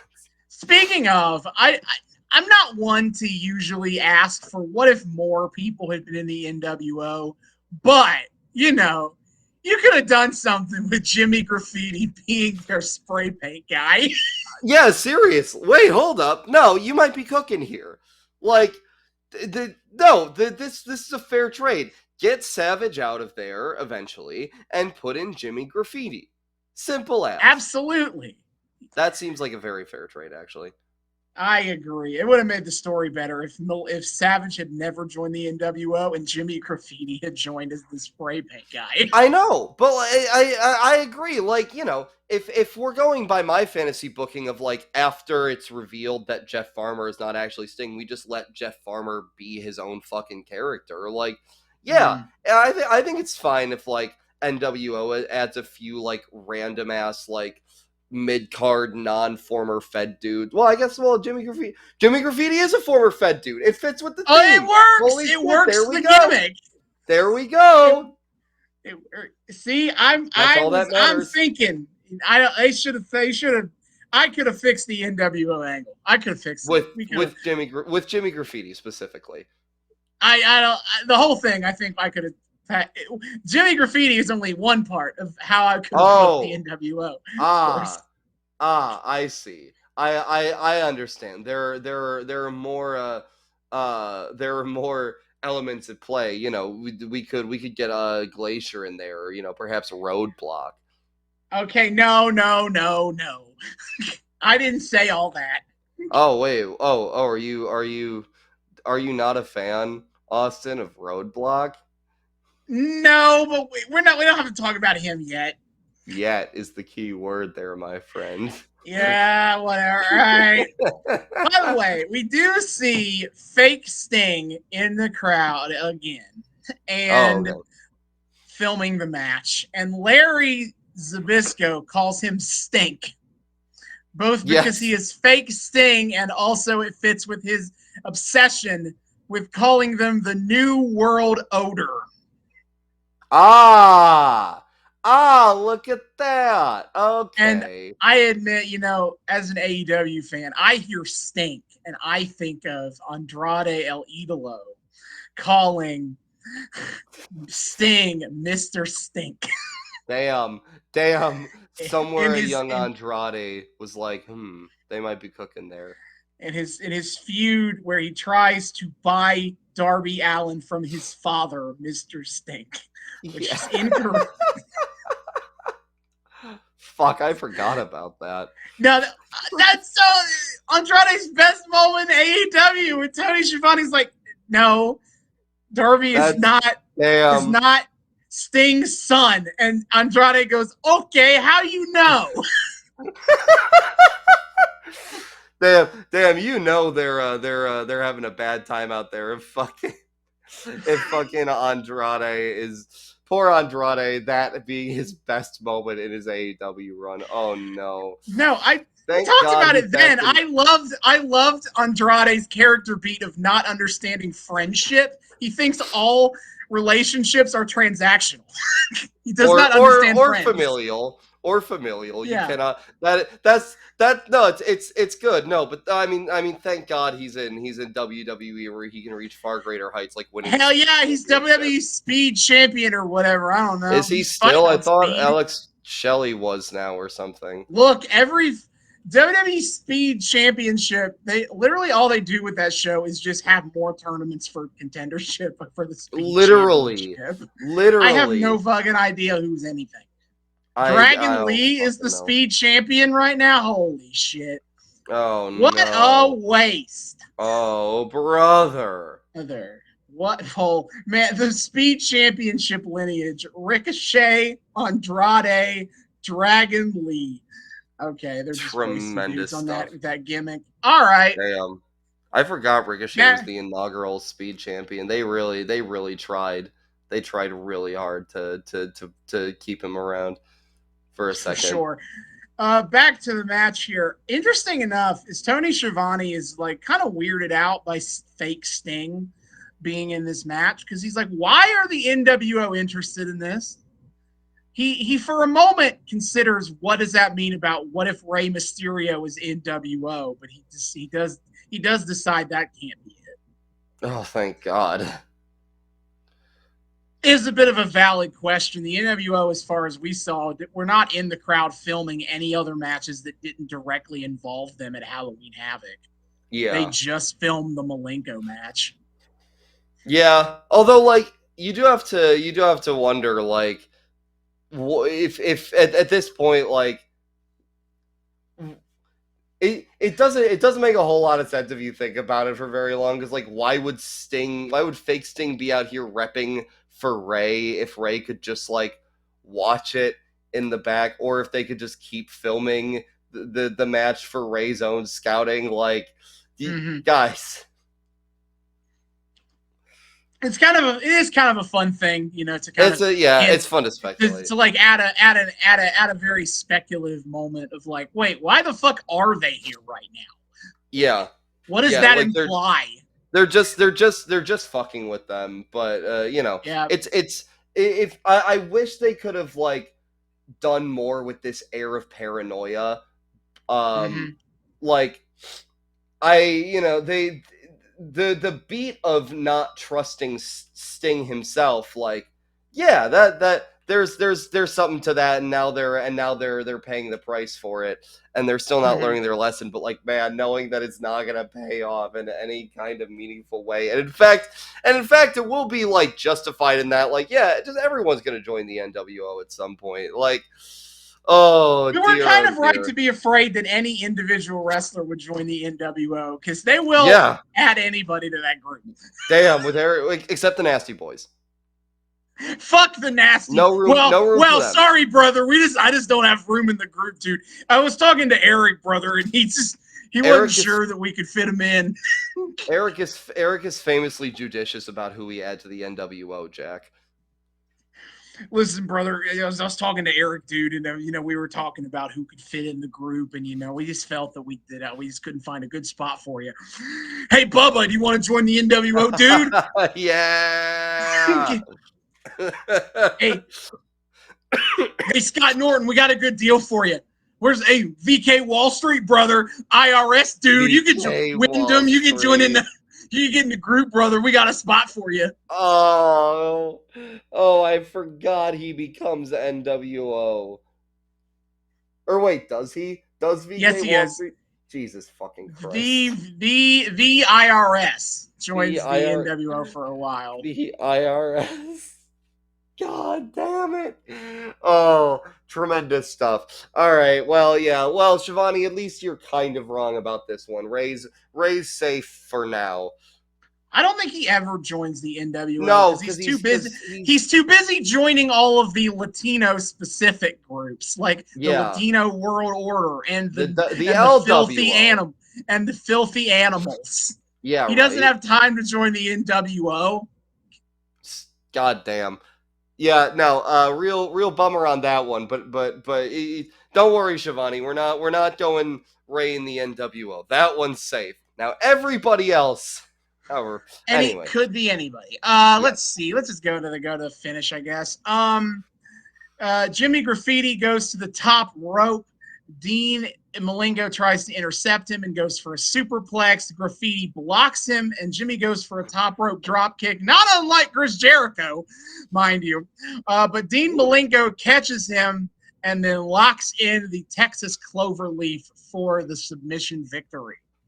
Yeah, it's crazy that dude is a fucking cruiserweight and he goes for the submission dubs. It's cool that he is the submission guy in the cruiserweight division. Yeah, he's the man of 1,000 holds, and I do like when we can get more of a combination of styles. It helps him stand out a little bit. Malenko, I think, is just generally was a really top talent of his day. Yeah. So it's cool to see him kind of do his thing in a unique way. It's not just doing what every other cruiserweight does. He has fun with it. Yeah, and then he's carrying the Rey Mysterio mask in his hand as we go to after the match. Then we go to match number 3. DDP hit that fake Nirvana. I don't know how to do the riff for the. I have no idea. I can do the smell. I can do Smells Like Teen Spirit. I can't do Jimmy Hart's knockoff Smells Like Teen Spirit. It's so musically complicated. How could we ever hope to rely? No, a big fan of Jimmy Hart realizing that in music copyright, you generally can't copyright chord progression. And Jimmy Hart said, "Oh, hell yeah, Daddy. I know what to do." So he just takes songs, fuddles with the chord progression, but makes it similar enough that you know what this is supposed to be. But it is legally distinct. Again, I guarantee you that the fucking not Mortal Kombat theme from the Glacier video package was absolutely a Jimmy Hart joint. There's no doubt in my mind that he went what if Daddy, instead of doing da da da da da da da, we did da da da da da da da. It's genius. It's genius, baby. I'm a musical genius. Woo woo woo. No one is better at knockoff cover songs than Jimmy Hart. I don't know why I imagine Jimmy Hart after he says anything hopping around like a Looney Tunes character going woo woo woo woo Daffy Duck style, but it just feels right that all of a sudden his body assumes briefly the physics of a cartoon character and he just starts literally bouncing around a space, defying all laws of gravity for a solid 5 to 10 seconds. That makes sense. Yeah, no, it checks out, right? Yeah, but it is DDP versus Sergeant Craig Pittman. Oh yeah, okay. Teddy Long's poor beleaguered stable continues to suffer of absolute losers. Of absolute These dudes losers. don't win anything. I know. Poor Ice Train. Poor Craig Pittman. We get a picture-in-picture highlight video during DDP's video entrance of just him hitting the diamond cutter. They're just talking about how this move is goated. It is unbeatable, actually. He just hits it and wins. Just, oh, no, 2 OP, please nerf the diamond cutter. Absolutely. Yeah. Early in the match, Larry Zbyszko, they're talking about the NWO shirts all in the crowd, because there are a lot, as you'd expect. Yeah, they went on sale, and shock of all shocks. Shockingly, a lot of people bought them. Yeah. Larry Z calls the fans in the NWO shirts mindless sheep, following the Pied Piper of Hollywood Hulk Hogan like rats. Wait a second. I feel like they transmogrified very rapidly in the middle of that sentence. Well, you can't. The Pied Piper didn't lead around sheep, so. So why are they what do you sheep? Want? Larry? Yeah. Oh my god. So this match is kind of whatever. It's not that interesting.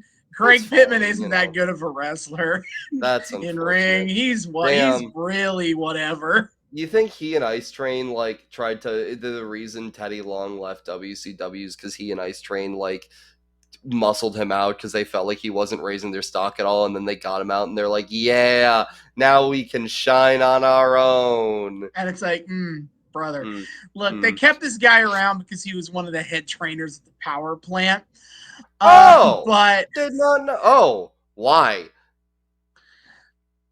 Why was Pittman one of the trainers at the power plant? You mean? Well, yeah. If you just said he's not that great a wrestler, why the fuck is this dude training anyone's ass?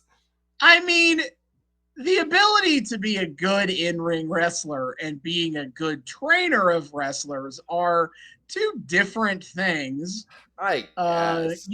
I would point out that the head trainer of WWE is Tenzai.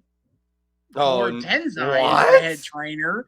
Matt Bloom is main trainer and has been head trainer of NXT for forever. What the fuck? And obviously before that, the head trainer was Bill DeMott, aka Hugh Morris. Hugh G. Rection was training the next generation of WWE superstars for a while. I didn't know. So what the hell? So Jesus Christ. Damn, that's actually kind of crazy. What the fuck? Okay. Well, whatever. Jesus, sorry. The big thing in this match is Teddy Long keeps getting in arguments with Nick Patrick over nothing. I don't see Nick doing anything egregious that Teddy Long needs to be like, hey, what the fuck, man? They really just threw the most toxic ref in with the most toxic ringside manager and just watch what happens. Yeah, just came out with two dudes who can't stop being morons in each other's general vicinity. Yeah. Big fan early in the match. DDP is on the offensive. He hits an elbow drop to the lower abdomen of Pittman, very close to being an elbow to the dick. Oh my god. Nick Patrick signals at DDP. He pats at his abdomen to be like, hey man, keep it above the waist. Leave room for Jesus. Keep it to the stomach, brother. And DDP's like, yeah, you got it, boss. There's also DDP hits an almost Styles Clash. I don't know how to describe this move. It's I know what you're talking about. It's like you start doing the pedigree, but then you lift them all the way up into vertical position and then drop them down. Yeah. So it's kind of like a Styles Clash. Pittman kicks out of it, and when he kicks out, he throws DDP off of him and onto Nick Patrick. Crowd pops huge for Nick Patrick as he's like, my back. That was insanely funny. They did not need to add that little detail, but they did it for us, and it was really good. I actually really liked that. That was great work from DDP. DDP's on the outside. DDP goes on the outside and starts showboating at the crowd, and then Pittman grabs his arm and wrenches it into the ring post. And Pittman starts targeting the arm. Here's where the finish happens as Craig Pittman locks in an arm bar, and for reasons I can't possibly imagine, Teddy Long jumps on the apron and distracts Nick Patrick while his own guy has an arm bar on, and allegedly DDP gives up. And this is one of those moments where UFC really saved wrestling a little bit here, as the visual tap makes story beats like this make a lot more sense. So much more comprehensible, dude. Because at this point in time, submissions are still like you put them in a submission hold, the ref gets down close to them, and then just interprets like shaking their head and allegedly saying, "I quit." As like, well, he gave up. That's the match. No. Then we figured out like tap. That is a good visual indicator that I am giving up. Universal sign, but that's not nearly common enough to just fucking like to be confused for something else. To just also be a mundane thing they could be doing unrelated to like anything. Once again, Teddy Long screwing the wrestlers of his like DDP allegedly gives up. Nick Patrick doesn't see it. So Craig Pittman goes to yell at Nick Patrick about this. Letting DDP get up, he just hits the diamond cutter for the win. And Nick Patrick is too hurt to raise DDP's arm. Like he goes to raise the arm and he goes, whatever. All right. And then DDP does a self high five and then he sells his arm.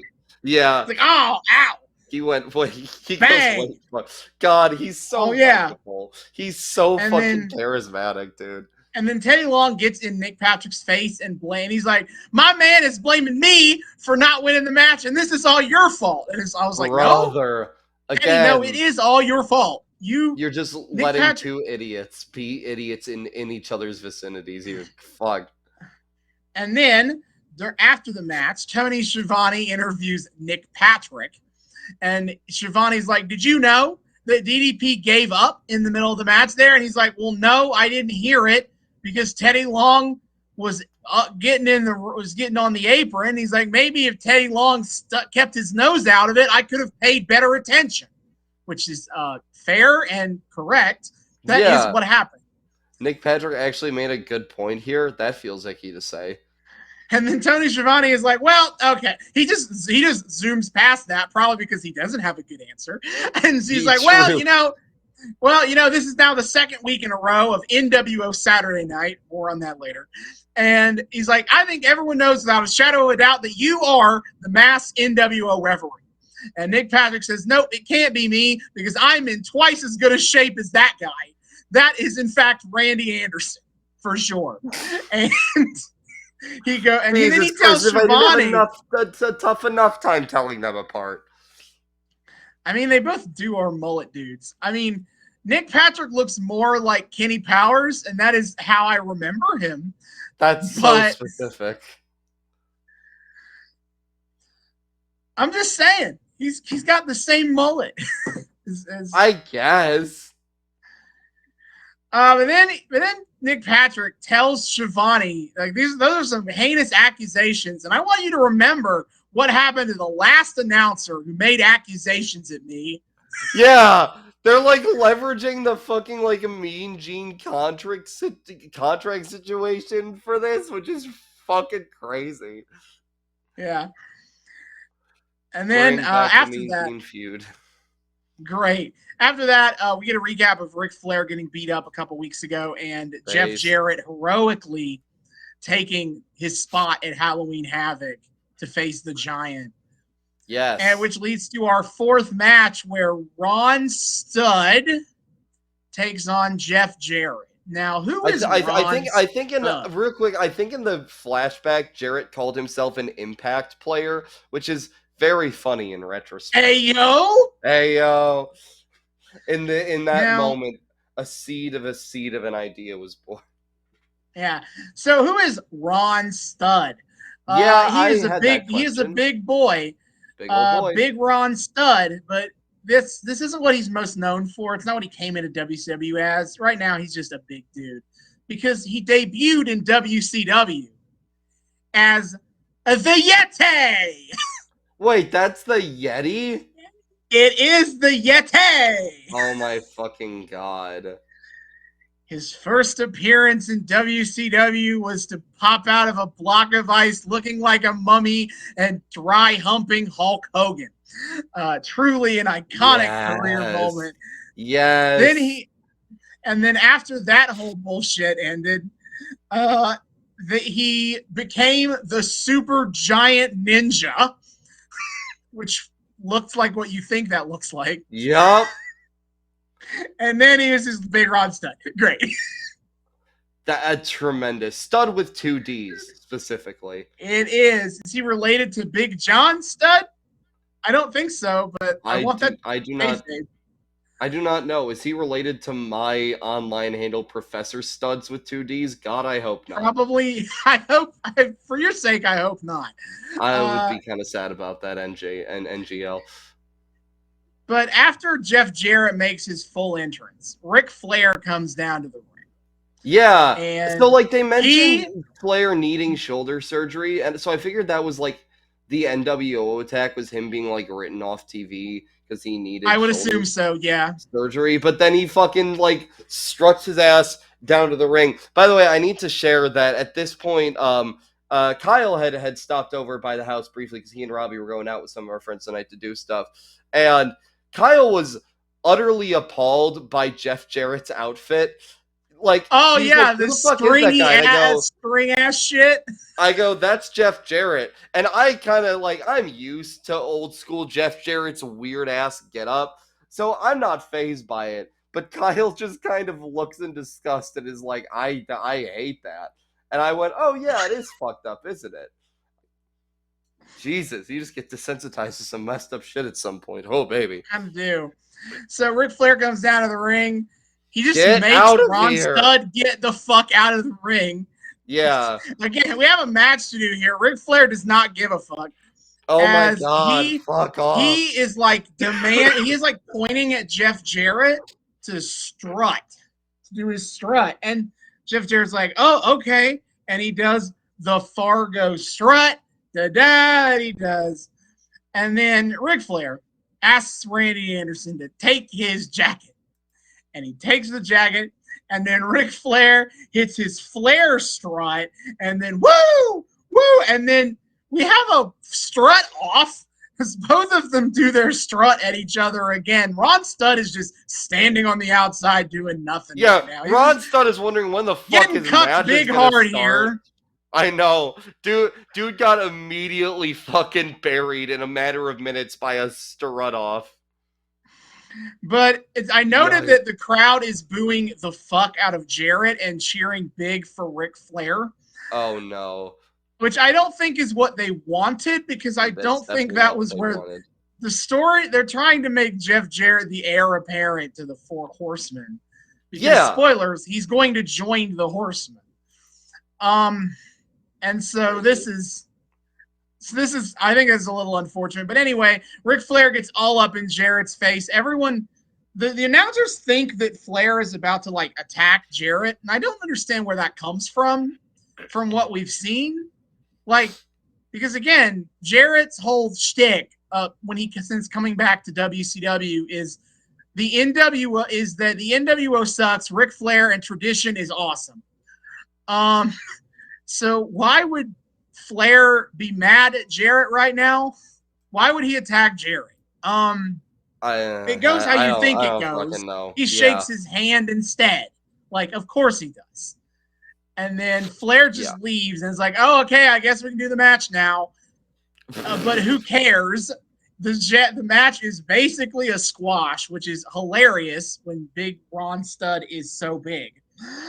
He is the Yes. world's he is the world's biggest jobber on this episode, and that is actually stiff competition. Yeah, he's actually the like one with the shortest match. There is like, I don't know, 3 minutes of this, if that. Yeah, I mean, he Like, gets I a don't couple know. It of was, classic big men spots of like he picks him up for a choke and he yeah. slams him down.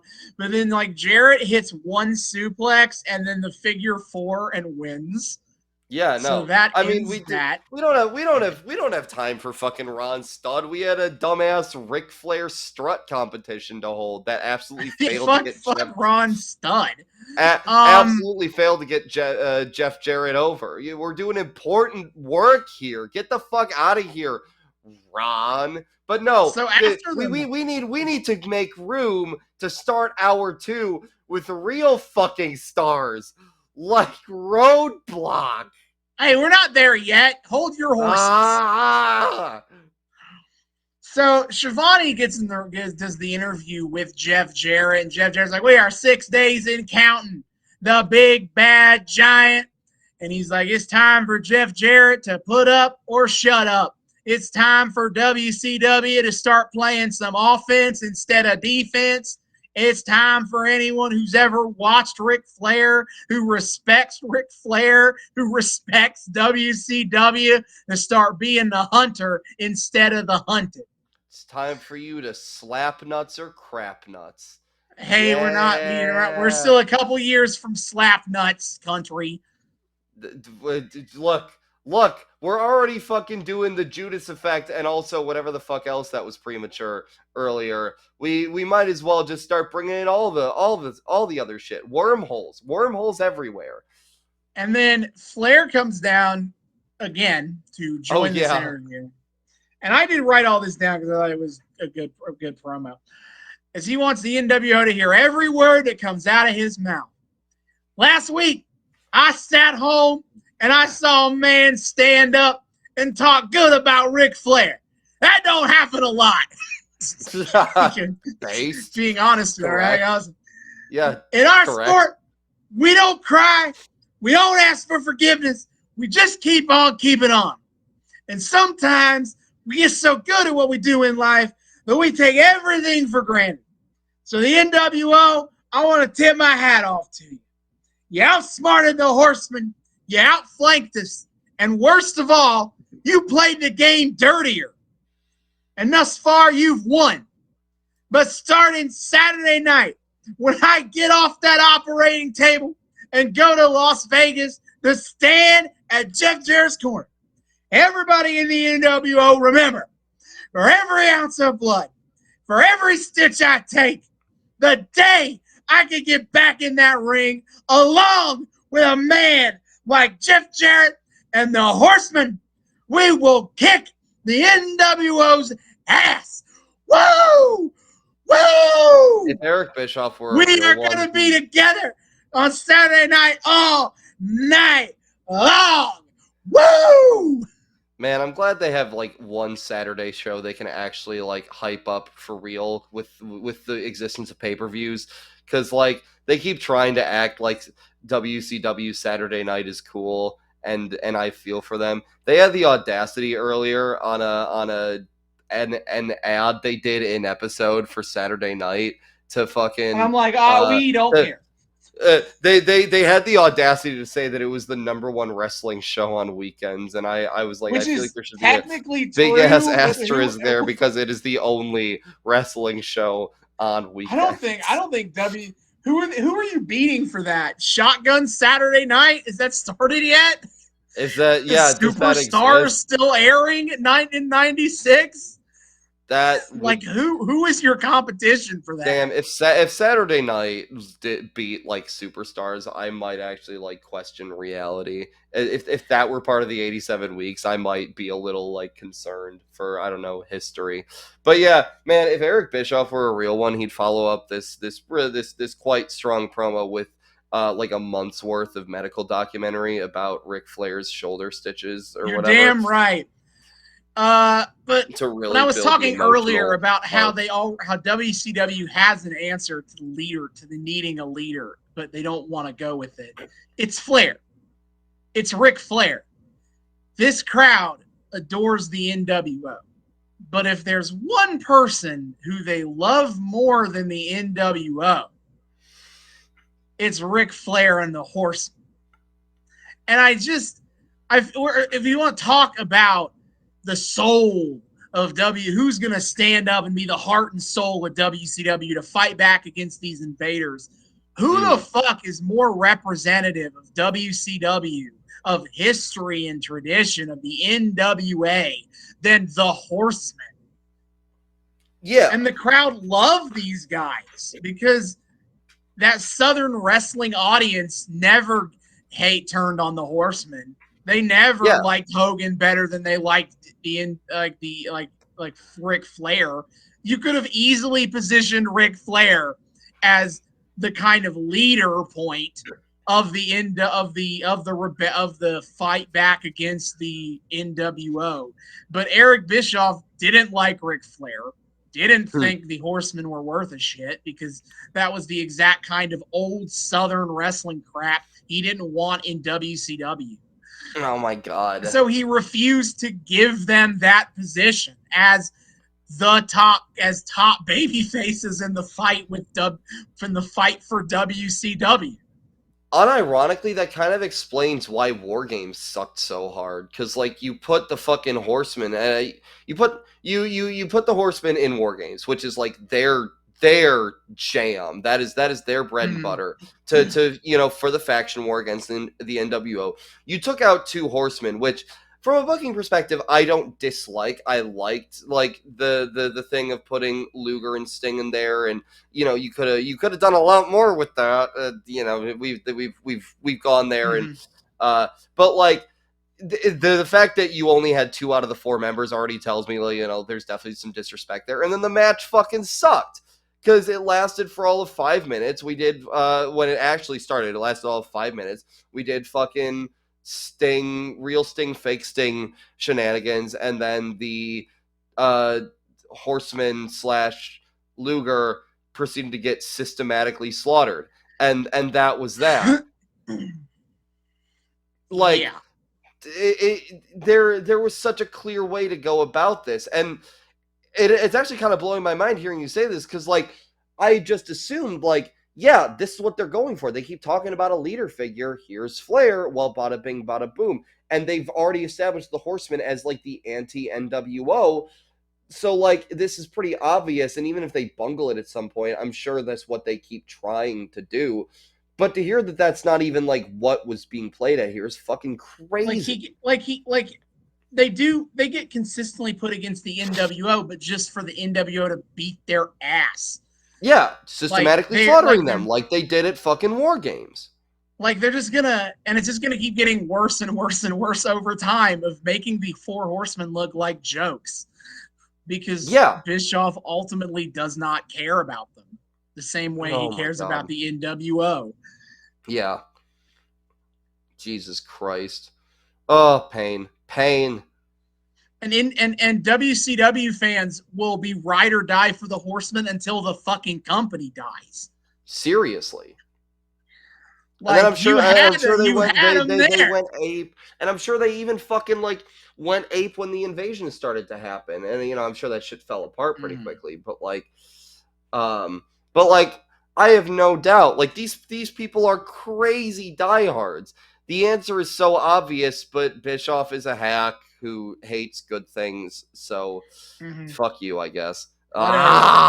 Ric Flair gets crazy red during this promo, and they also show the Giant staring, watching from the crowd, stoically. Menacingly. And it's time to kick off with hour 2. It's Bischoff, Heenan, and Tenay at the desk. Eric Bischoff mentions that Randy Savage is scheduled to wrestle tonight, but nobody has seen him in the building thus far. Call times. Do we have those here in WCW? Of course we don't. Especially if your name is something like Randy Savage. Are you kidding me? You can do whatever the fuck you want. And Eric Bischoff will be the one racked with guilt about the fact that you're disrespecting the company. I guess. Let's move on to match 5 of the show. It's Roadblock versus Lex Luger. It's time. Let's fucking go. Yeah, speaking of wormholes, the biggest one of all was the time-space digital dimension wormhole that opened up and let this fucking CGI generated jobber from 2K24 GM mode. I was about to make the exact same joke. WCW. What is this guy? He carries a literal roadblock to the ring with him. He has a white and orange neon striped tank top and trunks that look like a road. Brother, Kyle lost it at this point. I think it broke him a little bit. I don't know if I've ever seen him laugh as hard as I did at fucking Roadblock. He does look like a WWE 2K My GM jobber character. Yeah, he does. He's got like the goofy ass new generation gimmick taken to the extreme of its aesthetic. What? Who are you? I looked him up. This is like the thing that he's known for being. He was some random dude. His career has always been about this. He wrestled and he started his career wrestling as the Rochester Roadblock. Oh my God! Do you have good? All of his ring names suck. Wikipedia has all his ring names, and they all suck for different reasons. He has wrestled as Little Joe Nasty, the Masked Inferno, Roadblock. The Masked Inferno? I'm pretty sure that literally just is a fucking My GM jobber. The Rochester Roadblock, Torre Infernal, The Wild Thing, and Golden Retriever. What? Ending his career as the Golden Retriever is a choice. You think because he was a masked wrestler, oh my God, he has 2 Luchas de Apuestas matches in his fucking career because he had to lose his mask. He was the Masked Inferno in Japan and lost his mask for that. And he was Torre Infernal in Mexico and he lost his mask there as well. Oh my God! Some person went to a Mexican wrestling show that was headlined by fucking Roadblock in a Luchas de Apuestas match. Oh my God! Fucking Roadblock is Luchas. And yes, he's facing fucking Lex Luger. Kyle, in the middle of his like brain breaking, had the audacity to imply that Roadblock is actually a walking literary device to represent all the roadblocks that any wrestler, in this case Lex Luger, may face in their career, which Robbie then speculated, which for Luger, the only roadblock he's ever faced is not being able to take more steroids. So there you go. I think somewhere around this, I lost all sense of sanity and simply ceased to exist, and I'm now actually a ghost recording this podcast. WWE should have brought in Roadblock for a cameo for Roadblock End of the Line. Why? Why would you say that? Or WWE Roadblock. Because WWE had 2 shows named Roadblock in the same year. Oh my God. Damn, Roadblock should have sued them for like gimmick infringement or something. I don't know how to process this, but this is a match that exists for some reason. And he apparently has a whole career of doing this by having matches with people, I guess. Some notes reason. Not related to this match. Eric Bischoff is confident that the Macho Man is either going to get his head screwed back on or we will never see Macho Man ever again. That neither of those actually happened when you think about it. It's true. During Lex Luger's entrance, there is a fucking random lady in the front row that's blowing kisses at Lex.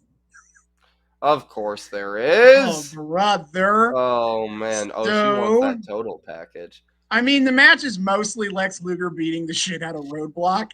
It's mostly a squash. We get a picture-in-picture promo from Arn Anderson where he's like, Arn says he sees all the spectacular things that Lex is doing. They look just fine, but he's not doing them to Arn Anderson. And in fact, he will never do them to Arn Anderson. And he talks about how he knows that Lex Luger knows how to say "I quit." He's heard him say it before. And at Halloween Havoc, he will be saying it to Arn. But in the meantime, Arn gets Roadblock up in a torture rack, which makes the commentary lose their fucking minds. They do a whole story with this a story in 30 seconds that in a better match would probably have spread this out a little more. Over the whole match? Yeah. Yeah, but right here in the end, Luger hulks up, beating up Roadblock, whatever. He goes for the rack, and he drops Roadblock because Roadblock is a fat ass, can't pick him. Yeah. So, for Luger, then, he starts going flex, and he's like, yeah, he's hyping up the crowd. He goes for the rack again, and he again dumps Roadblock. He does it again. He's like pumping up the crowd. Let's go. We got this. And then the third time, he holds him up for the rack, and he gets the win. Yep, and that's this is how we build Luger up for the I Quit match at it takes him 3 tries to get the rack on Roadblock. Yes. But Roadblock's a big boy, you see, so this is just like Hogan slamming Andre. Man, this is the exact same thing. This deserves just as much hype. Oh my god, he got the torture rack in on Roadblock. Oh, baby. Oh, brother. We get the following announcement has been paid for by the New World Order. It's the same T-shirt ad I've had to see for weeks on end. Yep, classic. But, I'm a big fan of, like, a couple of lines in this when they're like, you got to enlarge, 2X, and giant size. And then you get, and the giant going, and it makes you look skinny on TV. And you got Nash going, buy the shirt! In this weird voice he's doing. Sure. But then we get a call in from Lee Marshall, the man on the road. What was this? This is a new segment. This is a new segment they're doing where Lee Marshall giving just a normal ass weather report from Arizona, I guess. Because next week's Nitro, he's hyping him up. They're gonna build on this bit where he starts going to college parties, a normal thing for a dude in his 40s to do, as he hypes up all these college kids going to watch Nitro. Because he talks about going to his high school reunion or whatever, which Heenan on commentary interprets as him going to a party with high schoolers, which I was like, I don't think that's what he's talking about. That's not what he meant, brother. But the fact that he then does actually go to parties with college students is not much better. Well, because he's trying to hype up. Look at all these cool young people that watch Nitro. That's the idea. And, damn. Yeah, but he pulled up in his white van and tried to hawk Nitro VHSs to people, and he doesn't understand why he keeps getting kicked out of these parties, brother. He will also eventually start making jokes about making weasel jokes to shit on Bobby Heenan at every single one of these comments. Okay. But for now, they're playing the bit kind of seriously. So he just calls in sincerely to be like, yep, next week, Phoenix, Arizona Nitro. Yeah, it's going to be great. Great. A fucking weather report. I guess he's got a fucking Doppler in that white van or something. Jesus Christ. And then right after it ends, Bobby Heenan goes, we should take him and leave him in the desert. Yeah, that's their corporate partnership with 1-800-COLLECT. Really getting their money. Yeah, anyway. At this one. Next match, we get the American Males versus Harlem Heat. But before that, oh my god, an actual name versus name match. we do get a very important bit on commentary, as we are right now in the middle of the 1996 World Series. Yeah. And so Eric Bischoff says, hey, congrats to the Atlanta Braves with a big win over New York, because they're playing the Yankees. And then Bischoff goes, we make a habit of that around here, don't we? Big wins over New York. Because WWF has always colloquially been known as New York. Known as New York, yeah. Absolutely. And you can tell, because he's yucking this up, Bobby Heenan does not find this funny. Oh, no. To the point where Bischoff has to be like, come on, laugh, Heenan, Bobby. It's funny. Clap.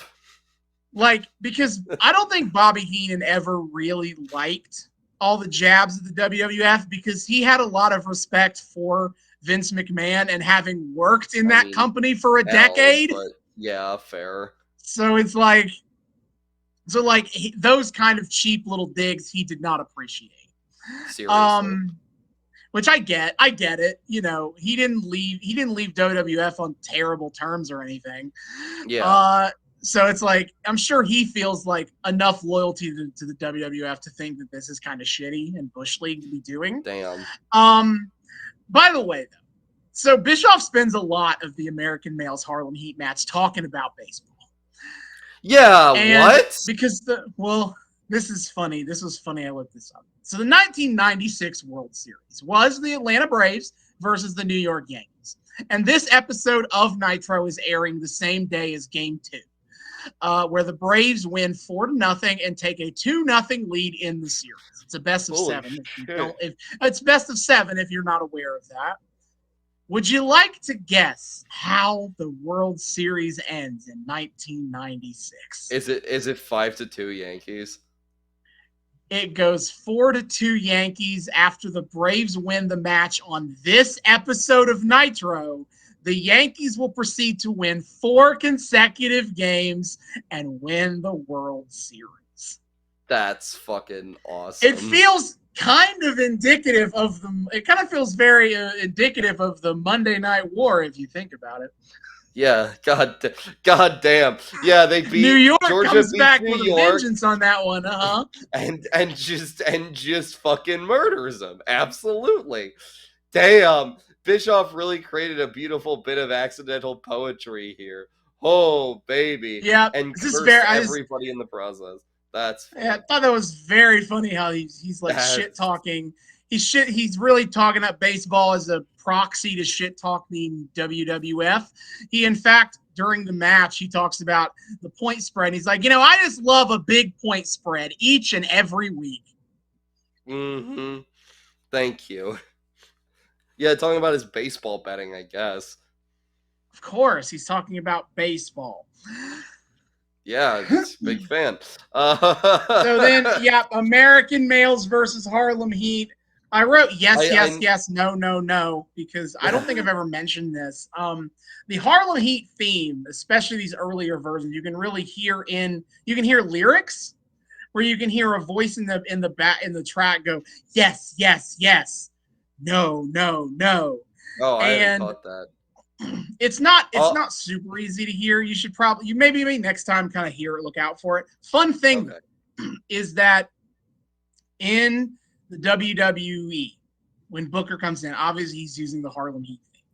Yes. He nods his head to the yes, no in his entrances. Like when he comes out in the WWE, he's like no, and then he looks down and he shakes his head no. That is to the rhythm of the yes, no. Oh, in that theme. Cute. He's developed a little thing for it. All right, this is seemingly for the tag. It seemingly is for the tag titles, because they do the thing where the referee holds up the belts. Nick Patrick hurts his neck trying to hold them up. Classic. Let's see. This is a I do want to know one of the members of American Males. Scotty Riggs, I assume, because I assume you know who Marcus Bagwell is. I couldn't tell you. I mean, I know who he is. I couldn't tell you his like face in one. He's an American Males. But like they're they have their very specific getup when they come out. I do find it funny that a member of the American Males is wearing an Egyptian ankh. Wow. Whoa. Yeah. Anyway, Well. yeah. At least one of them's a peace sign. Which wow, hippie again, woke. But no. I am sad that they don't have their good theme anymore. Well, not good theme, but memorable theme. Because I didn't hear the American Males theme, which is literally goes. It's like American Males, American Males, American Males. I feel like that does not, in fact, constitute a good theme. It's probably not, but I want to talk about the American Males theme lyrics for a second. Isn't there an actual like real song called American Male or something? Maybe.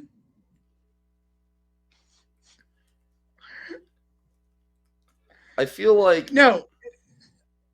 I got to talk about the lyrics to the song outside of American Males, because they're nuts. When you see them coming, better run for cover. Girls, you don't need a weekend lover. American Males. If they want to talk, you better not listen. You might wind up in critical condition. American Males. American Males. This really American is a Jimmy Males. Hart joint. This is like it sounds iconic. I get why people know it, but also holy god, it has the exact same fucking lyrical cadence as Real American. It's not good. Again, it's not a good song, but it's goddamn memorable. I'll tell you that. Yeah, I can tell. Jesus. The match is all right. Yeah, no, I mean it's a decent match. Harlem Heat are definitely. It definitely feels like they're like playing a little more like face. Like we're like you kind of mentioned last week, and I feel like it carried over here. Like we get a lot less with like the Robert Parker and it's Sherry, right? Sensational Sherry. That's yeah, right. yeah, Sherry yeah. Martel, We get a lot less. We get a lot less of like Robert Parker and Sherry Martel trying to fuck with things. Even when they do, it's kind of tame. Like they're kind of just getting up on the apron or whatever, and then like immediately get retaliated against. Yeah, they're still kind of doing Healy-like shenanigans, but they're against the NWO, and the people like them. Yes. So this is more they're like actually kind of over. Yeah. Yeah. Let's see. During the match, Eric Bischoff apologizes to Randy and his family for showing him that footage last week. Yeah, He's going to reiterate that later as well. Having a whole nervous breakdown about this. Crazy ass spot where Booker T goes for a hip toss to Bagwell, and then Marcus Bagwell counters with a hip toss of his own, and he flips Booker T all the way over the ropes into the floor. Incredible. Yeah, Bagwell hits a sick drop kick as the match goes to commercial. We come back. Scotty Riggs is working over Booker T here. It's really a lot of back and forth as the match goes along. Hall and Nash are videotaping. They are. This is the time we talked about, again, great. Yes. They're talking about the NWO politics stuff. So yes, Eric Bischoff is going over the stuff about how the NWO gets their own show. This was a big thing. We've talked about it.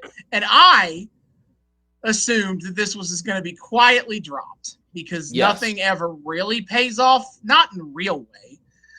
So I assumed they're not going to do anything with it. And, well, I guess I have to give them credit for something because they pay it off, and I thought it was hilarious.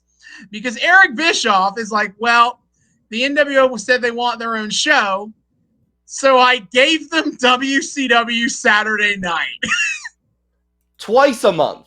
Not even full time. Twice a month. That is so good. That is, I actually hate in this moment that he is not NWO, secret NWO, because if he was actual WCW, that would have been perfect. That's okay. So I did catch that. I guess I misunderstood that was like a loophole. He said, well, the NWO gets their own show. Okay, he fobs off the B show. Okay, which, fair enough. I was making fun of that earlier. Saturday night, twice a month. But then he proceeds to be like, somehow that wasn't good enough for the NW. Yeah, they are trying to fight. They're like lawyering up to fight this and get like Nitro. That's what they want, is control of Nitro. Yeah. Which won't, but I just appreciated they actually paid off the NWO get their own show thing, and in a way that makes WCW actually look clever for once. Yeah.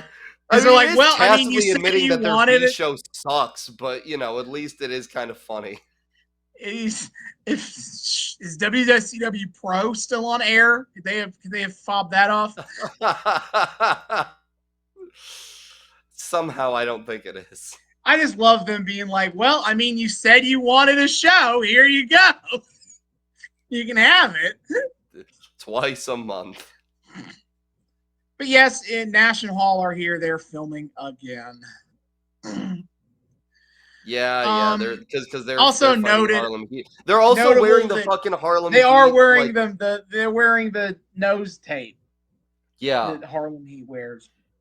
Although it looks like it's like squishing their noses in, whereas Harlem Heat like puts it over the bridges of their nose, But it looks like Hall and Nash have it directly over their nostrils, so it's fucking like their like nostrils are squeezed in, which is really fucking funny.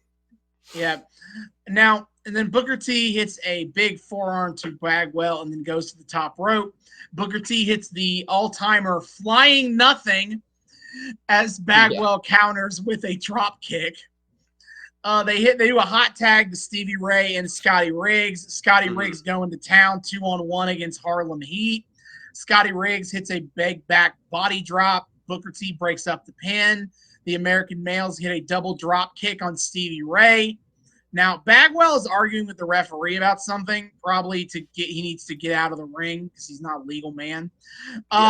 In that moment, Colonel Parker and Sherry jump up on the apron to start shit. Scotty and Parker punch each other simultaneously. And then Booker T hits an axe kick on Scotty. Stevie covers Riggs for the win because Bagwell is late to the pin breakup. The thing is, the finish looks total dog shit, though. Yeah. Because Marcus Bagwell turns around too early, and so he stands there and watches his bro get pinned for a solid till the 2 count until he has to jump in late. But he could have broken it up earlier. And also, like, the timing on it looks kind of fucked, too, in that, like, he broke it up before 3, and you can see that on the replay, but man, it's like very last second, and at first glance, it looks like he didn't get it off. Like, it looks like Nick Patrick was right to call the 3 count. Yeah. Which so is, the announcers are kind of like, wait, why are we like doing a thing where Nick Patrick calls it in favor of the guys that are going to be facing the NWO on Saturday? Whatever. The Harlem Heat win yet another match by weird bullshit. It's also really funny on commentary. It's clear Heenan can't tell which member of the Harlem Heat is which, because Booker T hits the move and Stevie Ray gets the Stevie Ray. I kept wanting to say Scotty Riggs. I'm like, no, the other one whose name is SR. Scotty Riggs is the other American male. Yeah, I know, but I like SR anyway. So very ironic that I was now doing that. But Heenan's like recapping while it's on like playback, and he's like, you could see him hit the move, and then the other guy gets in there. Heenan, Bobby. So after the match, Booker T gets right up to the camera, and he's like, "NWO, we right here, right now, sucker. We don't gotta wait till Halloween Havoc." Yep, but no, they're not gonna take the bait, unfortunately. So Eric Bischoff says that he has heard that Sting is in the building, but he is pretty confident. He seems pretty confident it's not actually Sting. Like he thinks they're talking about NWO Sting. Yeah, correct. Then we go on to the next match of the show. And Fantastics versus the Faces of Fear. And in case Bobby Heenan in the last segment, his accidental can't tell him apart racism were too subtle for you. He gets off with just extremely overt racism, talking about how the Faces of Fear's whole family is a bunch of cannibals who jump from tree to tree, specifically all 4 trees in American Samoa, I guess. Unbelievable things happening here. That was like, I could not believe my ears that we just went like straight for that fucking level of insane racist bullshit. No, so the Fantastics, Bobby Fulton and Tommy Rogers. The WCW in this point in time loves to take dudes who were prominent in the 80s and make them jobbers now. As these dudes were journeyman wrestlers throughout the mid to late 80s. They never really stayed anywhere longer than a year or two. But they also worked like everywhere. Mid-South, World Class, Continental Wrestling Association, the UWF, the NWA, All Japan, WCW. And then now they're back here again. Oh my god. And they are, I admit, I didn't take any notes on this match because I did not care. I was like, I tapped out on this one. I was taking notes every match, and then we got here, and I said, you know what? I don't care. Yeah. I don't care about this match. Nah, I got 2 random ass commentary notes. In that one, Bischoff randomly for no reason shouts out Kevin Green from the Carolina Panthers. There's history there because Kevin Green. Well, I know there's history. Did the angle with Mongo McMichael in the NFL offseason. Oh, well, yeah. Yeah, I remember that. We fucking covered that. That was part of the initial NWO arc, I'm pretty sure. But like, it was around that time, yeah. Yeah, but Eric Bischoff does this completely unprompted. Like, I guess Kevin Green's going for, like, I don't know, all-star status, but he's just like, shout out. 96, he did have in 1996, he was an all-pro, which is basically... All-pro, sorry. He was just, it is what it sounds like. It's like the best players as voted each year in the league. He would make all-pro status for the second time in 3 seasons. Okay. In the Carolina Panthers, he would have this is a career peak for Kevin Green, as he is a 5-time Pro Bowler in his NFL career, and 3 of them are 1994 through 1996.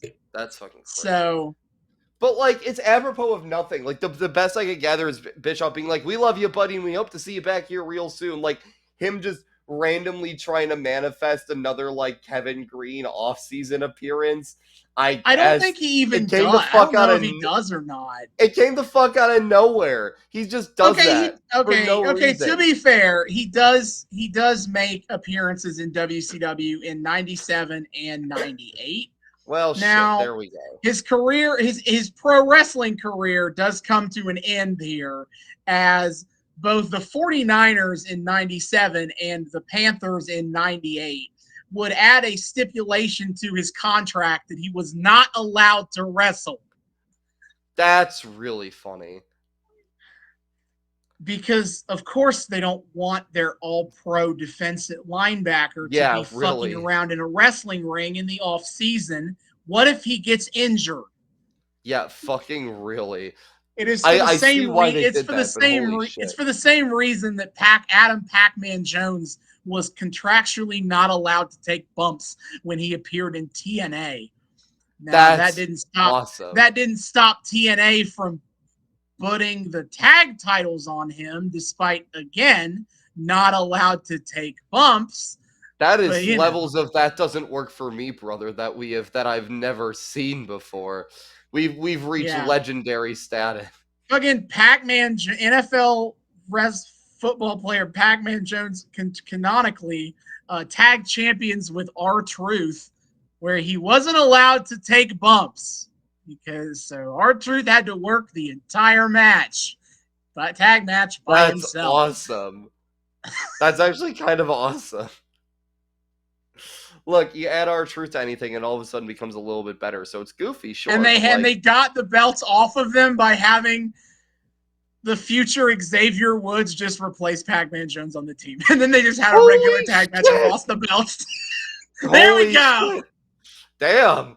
I mean, that is a thing that could happen, I guess. TNA clearly cooking. As they are wont to do. But yeah, so man. Kevin Green hasn't been contractually prevented from wrestling yet. So Eric Bischoff's just manifesting unprompted on live TV, I guess. The Faces of Fear win. One of the Fantastics, I don't even know which, and I don't care, gets caught midair by the Barbarian for a scoop slam, and before that, Ming runs into the ring and boots him in the head, and then they do the scoop slam. And that's it. Yeah, the Barbarians, you'll be shocked to learn, absolutely murder the Fantastics. Yeah, the Bobby, Faces but while Bischoff on commentary, meanwhile, is talking about, like, because he might be talking more. I think he's talking more about like the Savage stuff, and there's also talking about Boys in the Back and their reaction to NWO stuff, and shit like that. And Bobby demands to know. Oh no! It is the like Savage in the building thing. But like Bobby's like demanding to know why the people in the back are only talking to Bischoff and letting him know information like this. And Bischoff basically just goes, I don't know, maybe it's because no one fucking likes you and doesn't want to talk to you. Which is insane and so filthy. But so we go back to the desk, and Bischoff again apologizes about last week. They show the tape again, but this time they do Pete picture-in-picture, so we can also watch Randy Savage react to the tape as it's playing. But then, incredibly, Eric Bischoff, after apologizing multiple times for playing that videotape for Savage, is like, you know what? This week I got even more footage, and we are going to show it whether Macho is here or not, because it shows that Hogan is a dirtbag. Okay. It is funny to me that they decide to just replay the entire the entire fucking video. It kind of undercuts the apology now that I think about it. He's like, really? He's like, man, Randy, I'm so sorry that I like traumatized you a little bit here and put this all on your family for showing this footage. Here is the footage again. Here's in the multiple again. Replays during the show for our audience to watch. One at the tail end when we start the show, one all the way through. We really got to catch the audience stuff. So I feel fully brought up to speed on Elizabeth's promo from last week. It was very, very touching, very heartbreaking. She wants Mercy to come and wash away what she's done. It's very very gut-wrenching stuff. That's what she says. She's like, if you can find she says the words Mercy and what I've done. Somebody should. She might have said what I did. Either way. Somebody should do an AMV of this promo set to what I've done by Linkin Park. Just a whole like Savage Elizabeth AMV in general, but yeah, definitely like center this video on that. But she does. She says she hopes Randy can find the mercy within himself to give to her for what she's done. Like she uses those words, brother. I don't know what to tell you. I guess Linkin Park were big Miss Elizabeth guys. Hell yeah. Anyway, we get the 8th match of the show.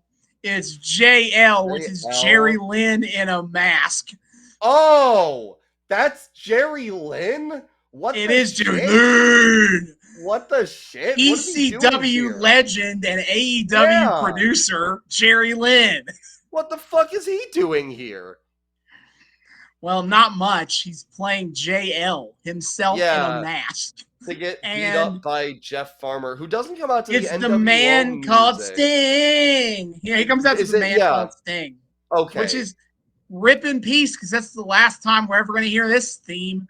Damn, we don't even real Sting doesn't even get it attached to him for its last ever airplay. It's fucking Jeff Farmer. God damn All of the NWO comes down the aisle to come watch this match. Everyone is there but Hogan, because Hogan is busy. We will get to why he's busy. Yes, we will. And so the match doesn't fucking matter. He's just beating up on JL because out comes real Sting.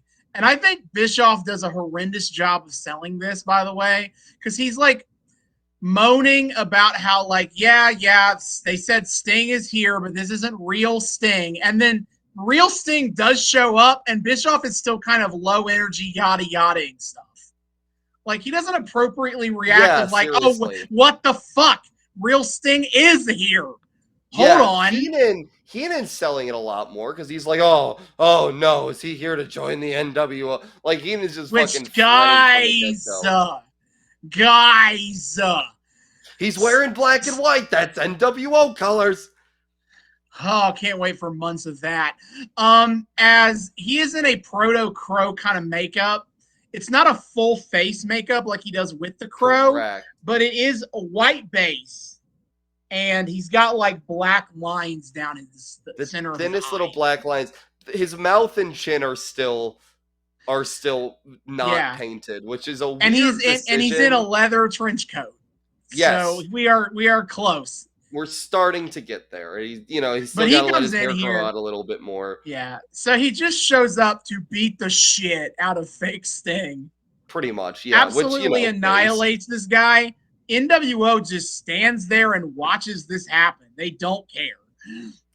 It's also crazy too, because like on the subject of like Bischoff being weird on commentary, during this he's talking about how he's not even gonna call fake Sting, which like, man, sure is crazy. This guy's still pretending to fucking be Sting. Then you're not even gonna call him that. Well, but I know. You're gonna be happy. You're gonna be happy because this is basically the death of fake Sting, as we know it. As a doesn't he also do fake Sting after Sting? He goes to go do Japan mostly. Like he fucks off to Japan pretty quickly after this. I thought he was a longtime mainstay of the NWO. I mean, officially, yes, because he's in NWO Japan, but in America, no. No, he is about to be gone from this angle in America. Oh, okay. Well, in that case, a lot of the fucking dumbass ranting that I was doing in past episodes, I now rescind. I thought he was around for a lot longer. Whoops. No, not really. This is okay. This is either the end or extremely close to it. Oh, I did not know this. I assumed he stuck around and just kept copying Sting's gimmick, but Crow now. I mean, he does copy Sting's gimmick, but not in America. But in Japan, okay. Oh, well, shit. Well, my apologies.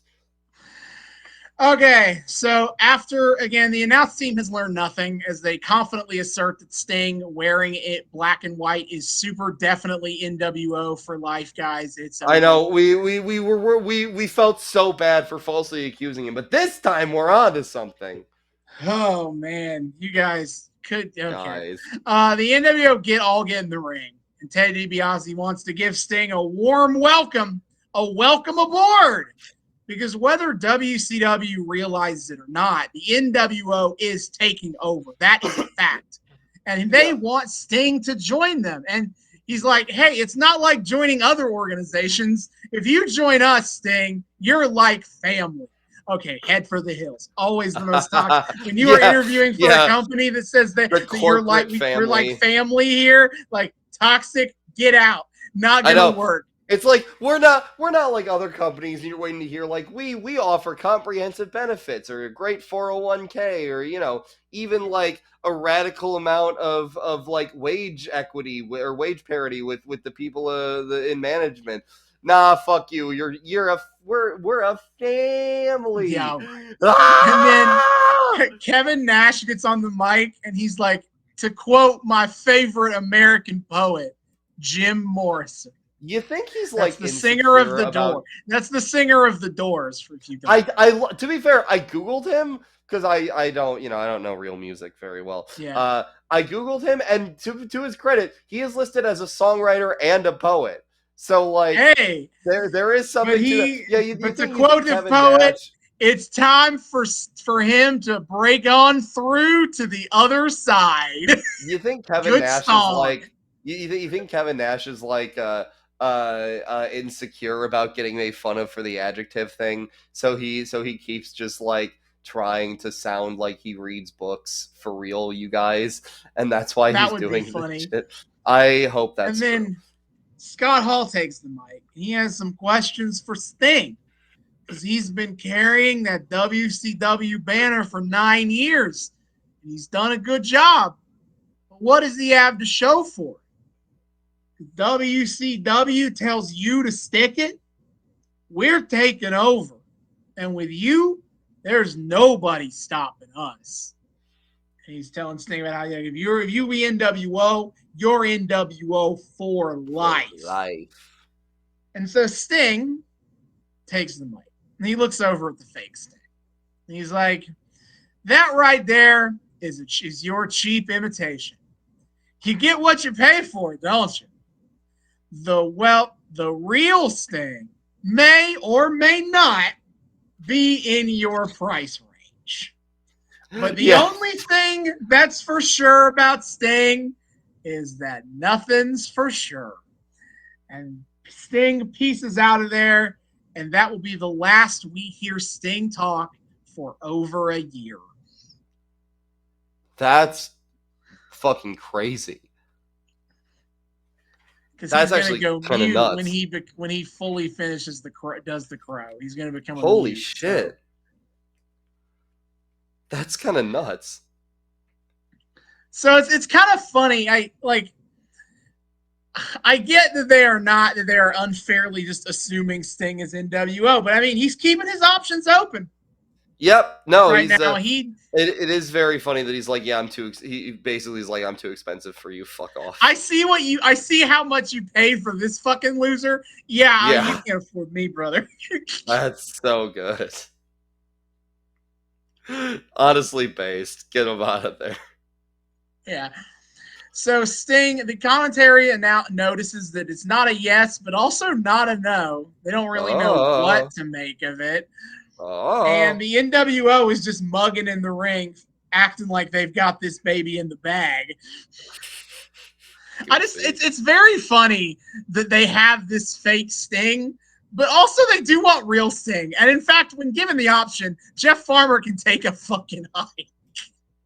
They will take real Sting every time. I know. It's really funny. They're immediately willing to like just let him do that and be like, so what are you doing tonight? Hey, you want in here?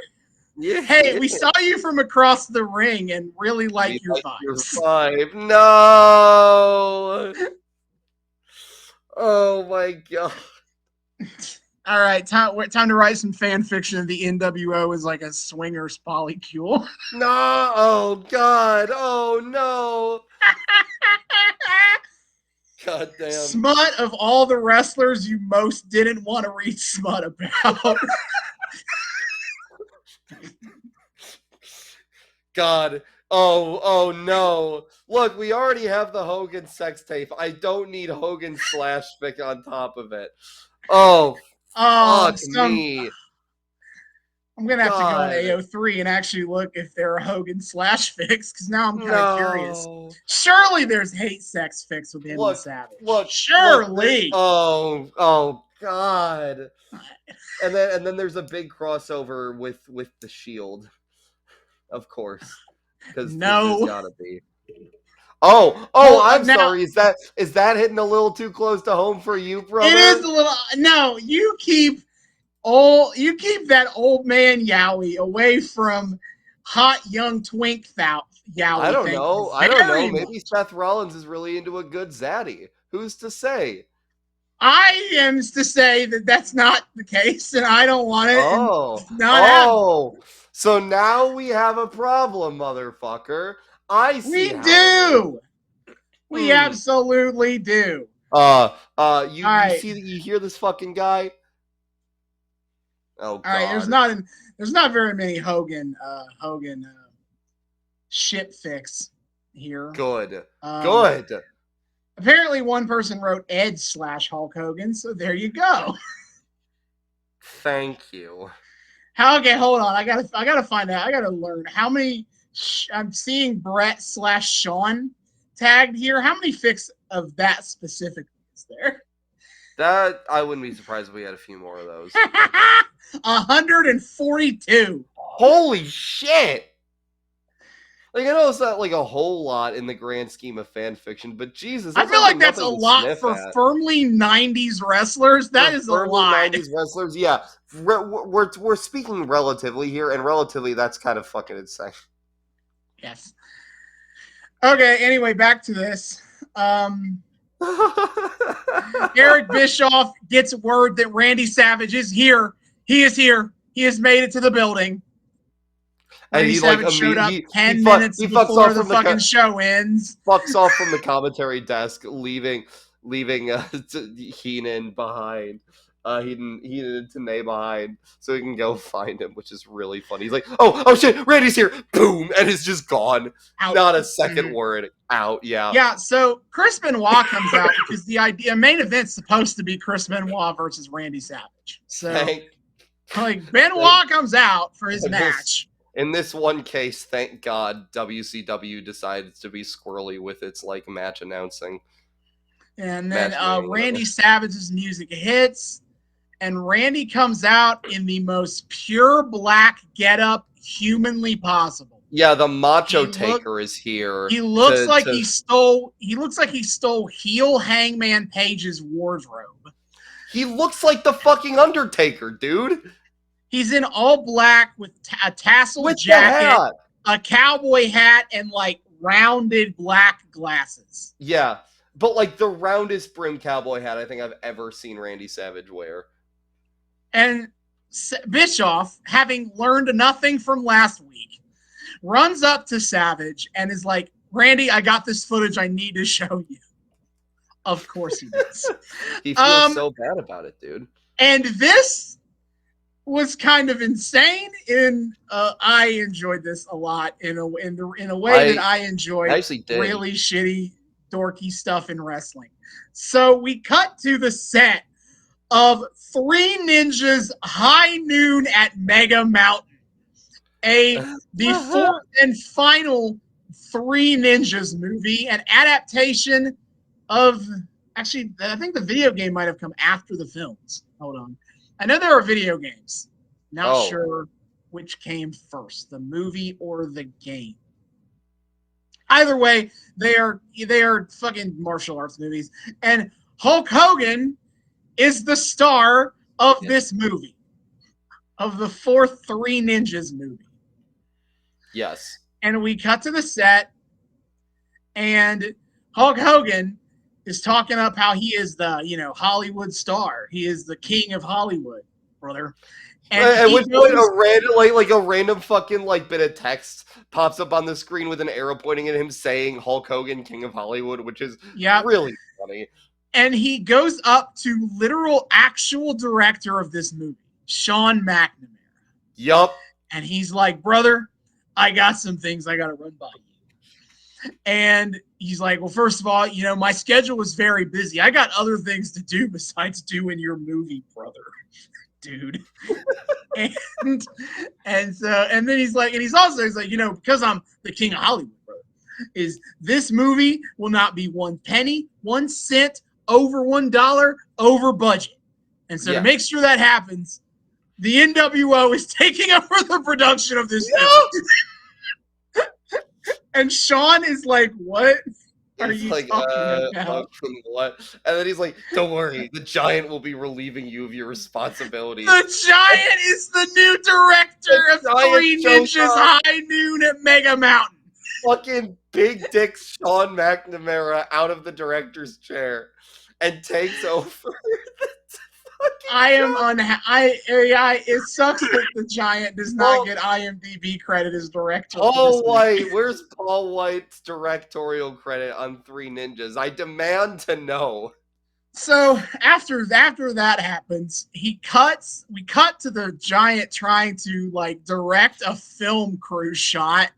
He's they are filming the cinematographer's face, asking if he's the right lens or whatever.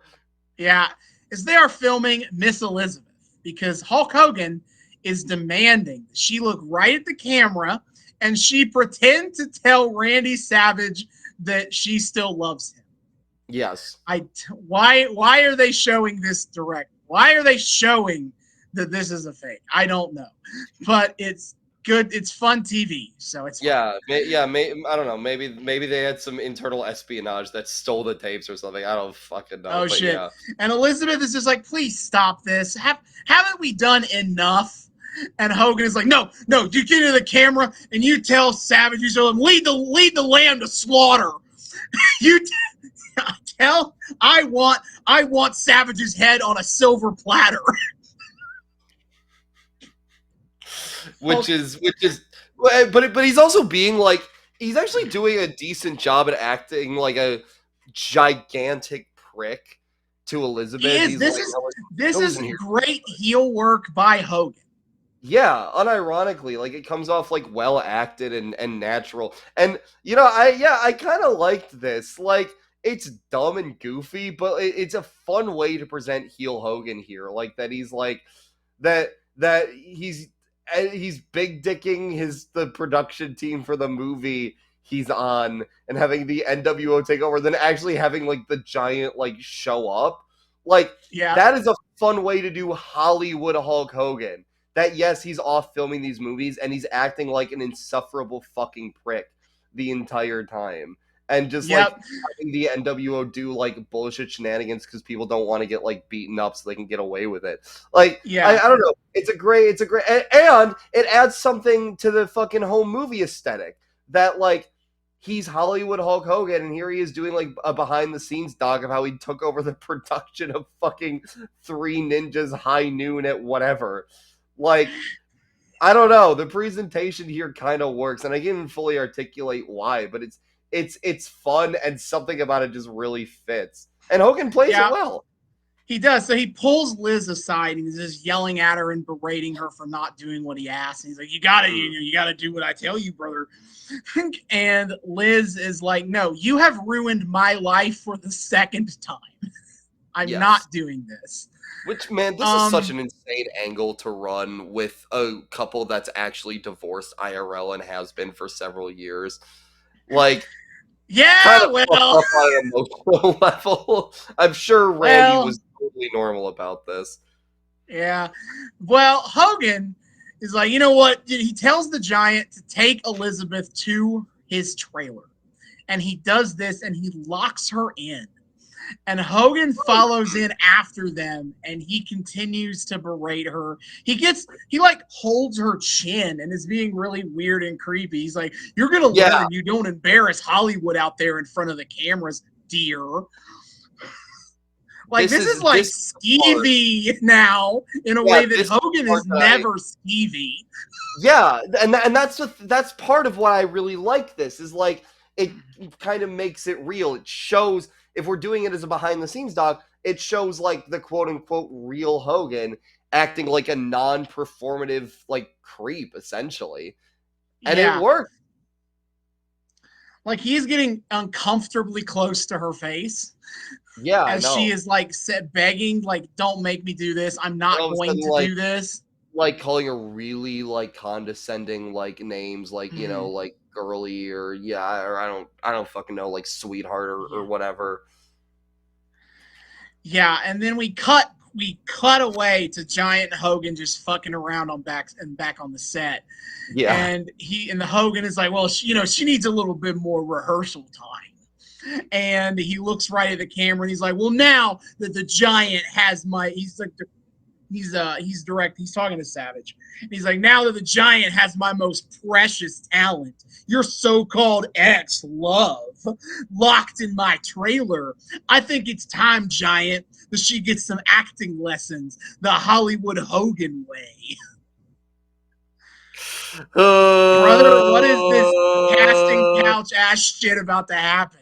And of your course, trailer. We had to get weird about it at the very last second. God damn it.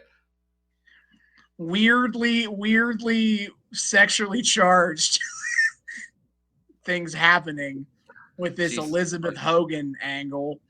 Oh no. And he just rambles about, and then again, it was all so whack, and like Hogan is just so demonstrably evil here in a way that I don't think Hollywood Hogan is often enough. Like, Yeah. a lot of Hollywood Hogan for me is just like cartoonishly wrestling bad guy in a way that's like not bad. But like, man, this Hollywood Hogan is just he's just a piece of shit. Like, I Yeah. want to see him his ass get kicked for this shit. Yeah, and it like I said, it plays into the like actual Hollywood aspect, and I like this. Like, if Hogan's not gonna be here because he has limited dates and he's off, like he's fucked off filming bad movies or whatever, like doing things like this. Now, where what are you trying to say about Three Ninjas 4, brother? High noon to make a mountain, dude. Put the whole fucking title in there. I don't even think the title itself lists the 4. We're going above and beyond the Call of Duty here. But like, I added that in to emphasize that this is the 4th fucking movie of this franchise. If you want an idea of how bad and shitty we're at now. I also need to talk about for a sec. We have Hogan in a wig here that's like, I don't know, a normal full head of hair, and it feels very uncomfy. I don't like it. He uses that wig in a lot of his movies. I wonder why. What are you trying to say about the Hulkster's hairline, brother? Jesus Christ, just get fucking hair plugs or a toupee or something. I'm begging you, dude. But yeah, it's really funny to me. Like, want to take a shot at how the ratings reception for 3 News High Noon. I saw 0% on Rotten Tomatoes and a 44 on Metacritic. That's tremendous. Oh, Joe Layden of Variety wrote, "Only small children with limited attention spans will be impressed by the lackluster Kung foolishness." Anita Gates of the New York Times says, "Things are sad when Hulk Hogan gives the most touching performance in the film." Why? Why would you say that? Why would you give him that kind of power? Well, brother, I'm the star of this film, dude, so it's not surprising that I'm the best performer there, brother. Journalistic malpractice. Holy fuck. Yeah, okay. But Anita Gates is cool with the Hulkamaniacs, dude. Oh, no. Yeah, she can stay for now. The snipers can be called off. But anyway, the point is, this whole like Hogan controlling things from afar and being like an asshole in Hollywood that's like actually like peeling back the curtain to see like a version of like the infamous Hogan politicking. Kayfabe, sure, but like I don't know.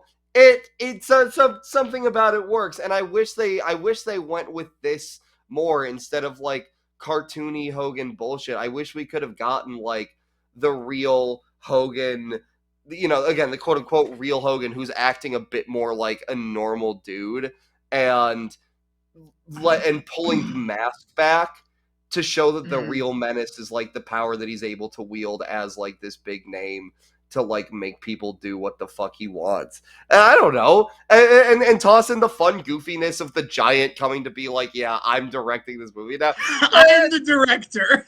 Yeah. Are you sure you're right? You're using the right camera lens. Let me see those dailies. But yeah, it works. It's fun, and I could have had a lot more fun with NWO stuff if they kept on this angle. Like, develop it into something unique with Hogan's gimmick that's not just him doing the same thing, but as a goofy bad guy. Yeah, whatever. Whatever. But then, okay, so after that, Randy just stands there, not saying anything. Shit. He starts to walk away, and then Bischoff was like, well, all right, well, I apologize. The main event's not going to happen. Clearly, Randy's not dressed to wrestle tonight. And then Randy turns around, and he just goes, oh, boy, my voice is so fucked right now. Well, I got something to say. Just occurred to me how fragile friendships and relationships can be. Mm-hmm. And you, Eric Bischoff, you and I both know how fragile business can be. Even marriage is fragile. The Hulk Hogan life is fragile. And we end the show with Randy Savage walking off Nitro and Eric Bischoff being scared that Savage is going to actually kill Hulk Hogan in 6 days. Absolutely. He's going to end Hogan's life. Yeah, literally, he's just like, looks at the camera, says, "I'm going to murder Hulk Hogan," walks away, and Eric Bischoff goes, "Hold For on actual real, I'm going to kill a man. Yes. And Eric Bischoff goes, "Now, I may have miscalculated here. Wait, I keep making mistakes with this. Did I just make this worse again?" Oh, no. Oh my god. So yeah, it's not a terrible episode of Nitro. Like, not the best match work ever, but the matches existed and the work was decent in quite a few of them, and like I think the last 15 minutes where we're just doing the Sting and Brett and Savage story stuff were really good. I actually liked this version of NWO shenanigans. That's cool, and it didn't feel super tedious and like shoved in my face, and like, I don't know, Halloween Havoc could overall end up being good. That'd be nice. Yeah, yes, we'll see. So for next time, we're gonna start. This arc doesn't pay off until Uncensored 97 in March. That's a long time, and I didn't really know how to get from A to B here. So we're going to be taking a page from the NXT arc that we did, where we just watched segments of episodes of television. So everything from now until Uncensored, we're going to have 2 episodes of this podcast where we're doing Sting Supercuts. To just watch the Sting stuff on all of these episodes of Nitro in between. Tends to be the best parts. I approve of this. That's true. Hopefully I didn't just curse myself by saying that. We'll see, won't we? But that is for next time. Until then, David, hit our plugs. Yes, sir. Dear friends, thank you all so much for joining us on yet another episode of the Noobs and Knockouts Podcast. We're so delighted to have you here. Returning listeners, viewers, what have you. You know the drill. Thank you all so much for once again welcoming us back into your eardrums, your eyeballs, whatever it is you use to consume our content. We're just so delighted to have you here. And, just thanks for joining us. As always, new people, hey, hi, how's it going? Welcome to the show. We here at the Noobs and Knockouts Podcast like to think we are friendly to both noobs and knockouts alike. So whether you're brand new to the wild, wacky world of wrestling or you're a veteran of all the weird bullshit, either way, we hope you have had a good time here today with us, and we hope you want to keep coming back to do so. I'm going to make sure you know all the ways to do so. First and foremost, of course, is the video version on YouTube. You can find the Noobs and Knockouts Podcast on YouTube. Hit subscribe, ring that bell, make sure it turns a nice little solid color so you get notifications every single time we drop brand new episodes. Give us that sweet engagement in the forms of likes and comments. Helps us out in the algorithm tremendously. Greatly appreciated. Check out all of our playlists. All the storylines that we follow are organized into playlists, so you can follow something all the way through without having to skip around. It's tremendous stuff.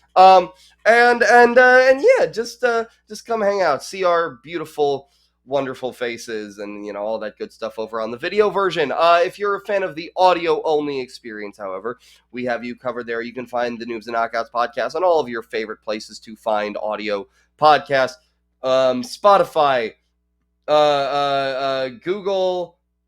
No, fuck. I gotta remember which is which now because they switched it and my flow is still messed up. We have is it Apple Music still exists, or is that something else? Is it Google? I think Apple Music.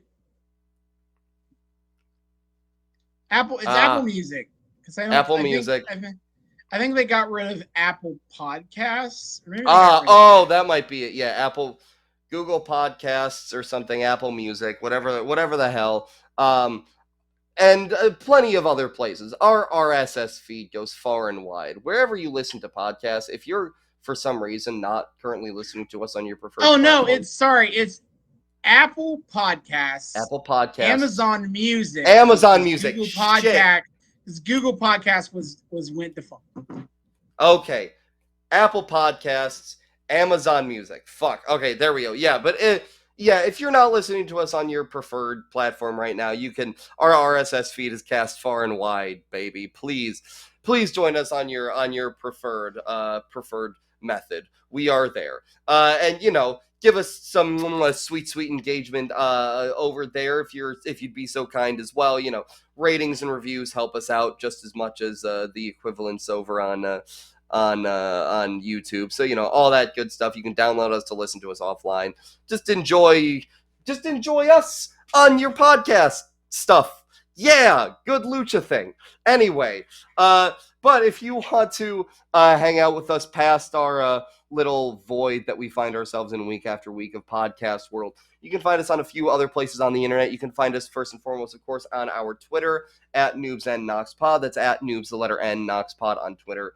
Come check us out there. We do the whole Twitter thing. We talk wrestling. We engage in mind melting discourse. We make jokes. We just put our own takes out there. Whatever the hell you do on Twitter. Wrestling live tweeting is currently on hold for the next few weeks while I finish up directing a show. But when we do tackle that, I watch AEW Dynamite every Wednesday night, 8 p.m. Eastern, TBS, and tweet about it, and like to hang out with all the people who are watching along. So come tweet along with us.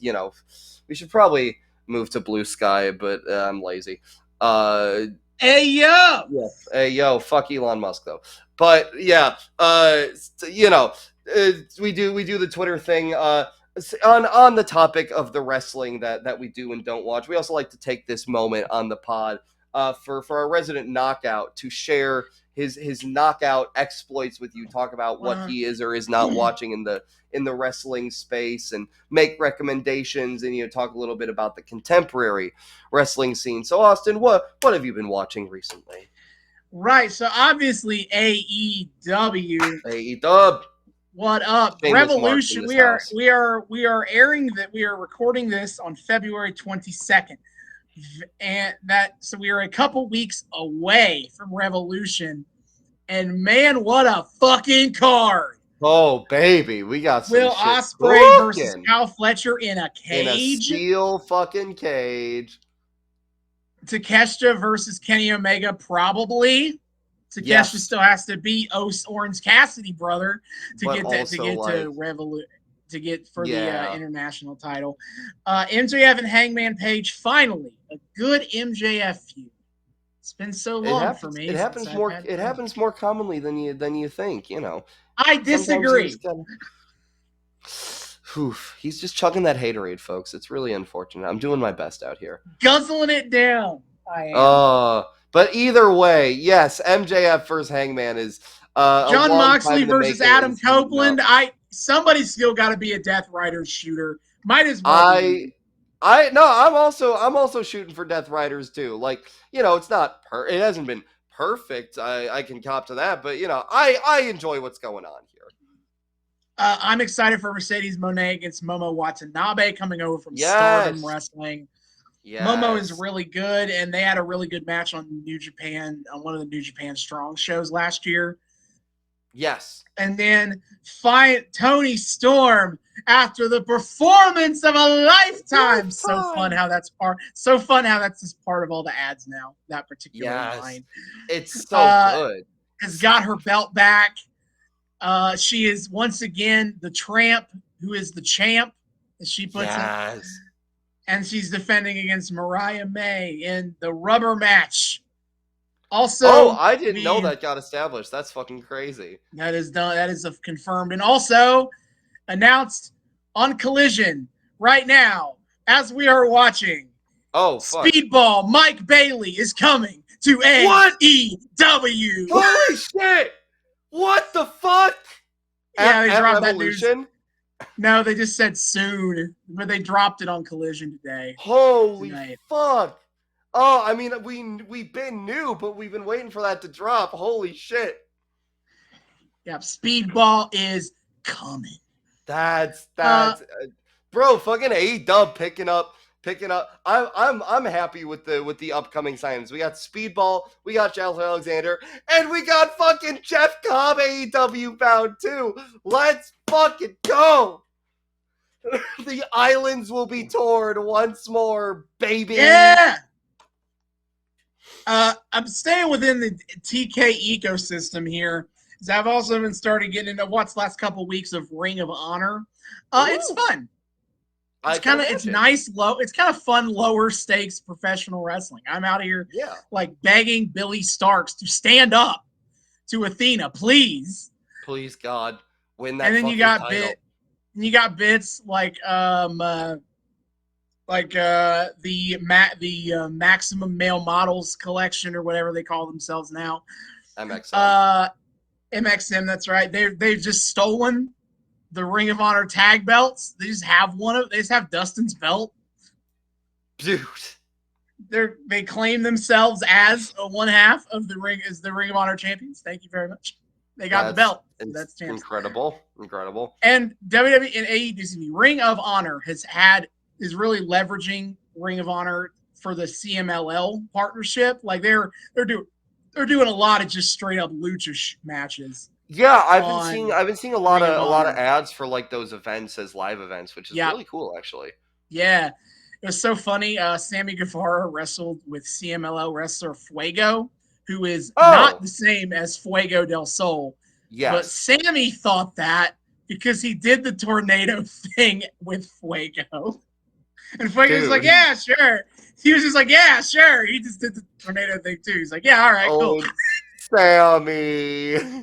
Sammy Guevara, man. What are you doing? Sammy. Fuego del Sol was on at the same episode. He got beat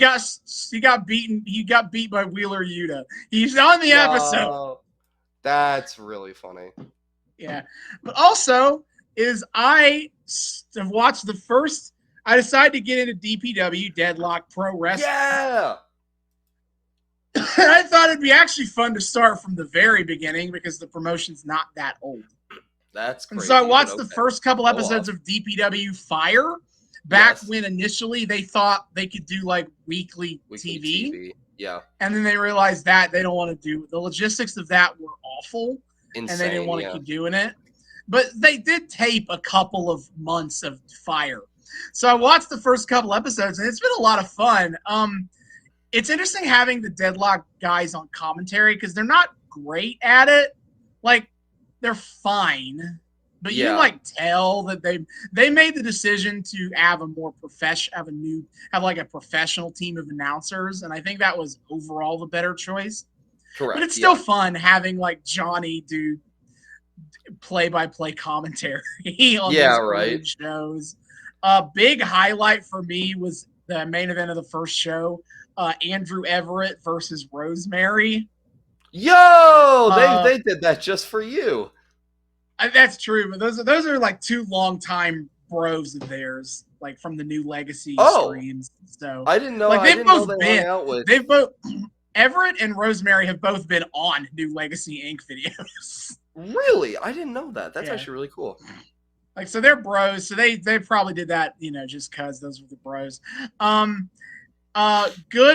Incredible Rosemary bit right at the beginning of the match where she comes to the ring with a giant butcher knife. And Andrew Everett's like, go, get that away from her. Oh my God. And then the ref does that. And then the ref pats her down for more weapons and he takes away 2 knives she had stuffed in her boots. That's awesome.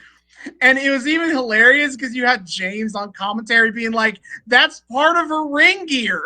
Don't take that. You don't have to take that. It's part of her ring gear. He's here for the sickos. I love it. Yeah, but also it's just fun. Like, they do there's a lot of like very much like Deadlock bits bleeding into the presentation here. Like they got a dude, Josh Fuller. His whole gimmick is he thinks that Johnny is a big fan of the overdrive, and so he keeps trying to hit the overdrive to pop the promoter. Meanwhile, on commentary, every time he tries for the overdrive, Johnny's like, don't you fucking dare. I hope you die. Oh my god, the Johnny Overdrive bit is so stupid, but I love it so much. Is. And like, what the fuck is this? The fuck? And one of the biggest heels is fucking YouTuber Dank Ops as Chris Danger. Yeah. Manager, which he's good at it, but it's like, wow, yeah, this is definitely like podcasters turn pro wrestling promoters. Yeah.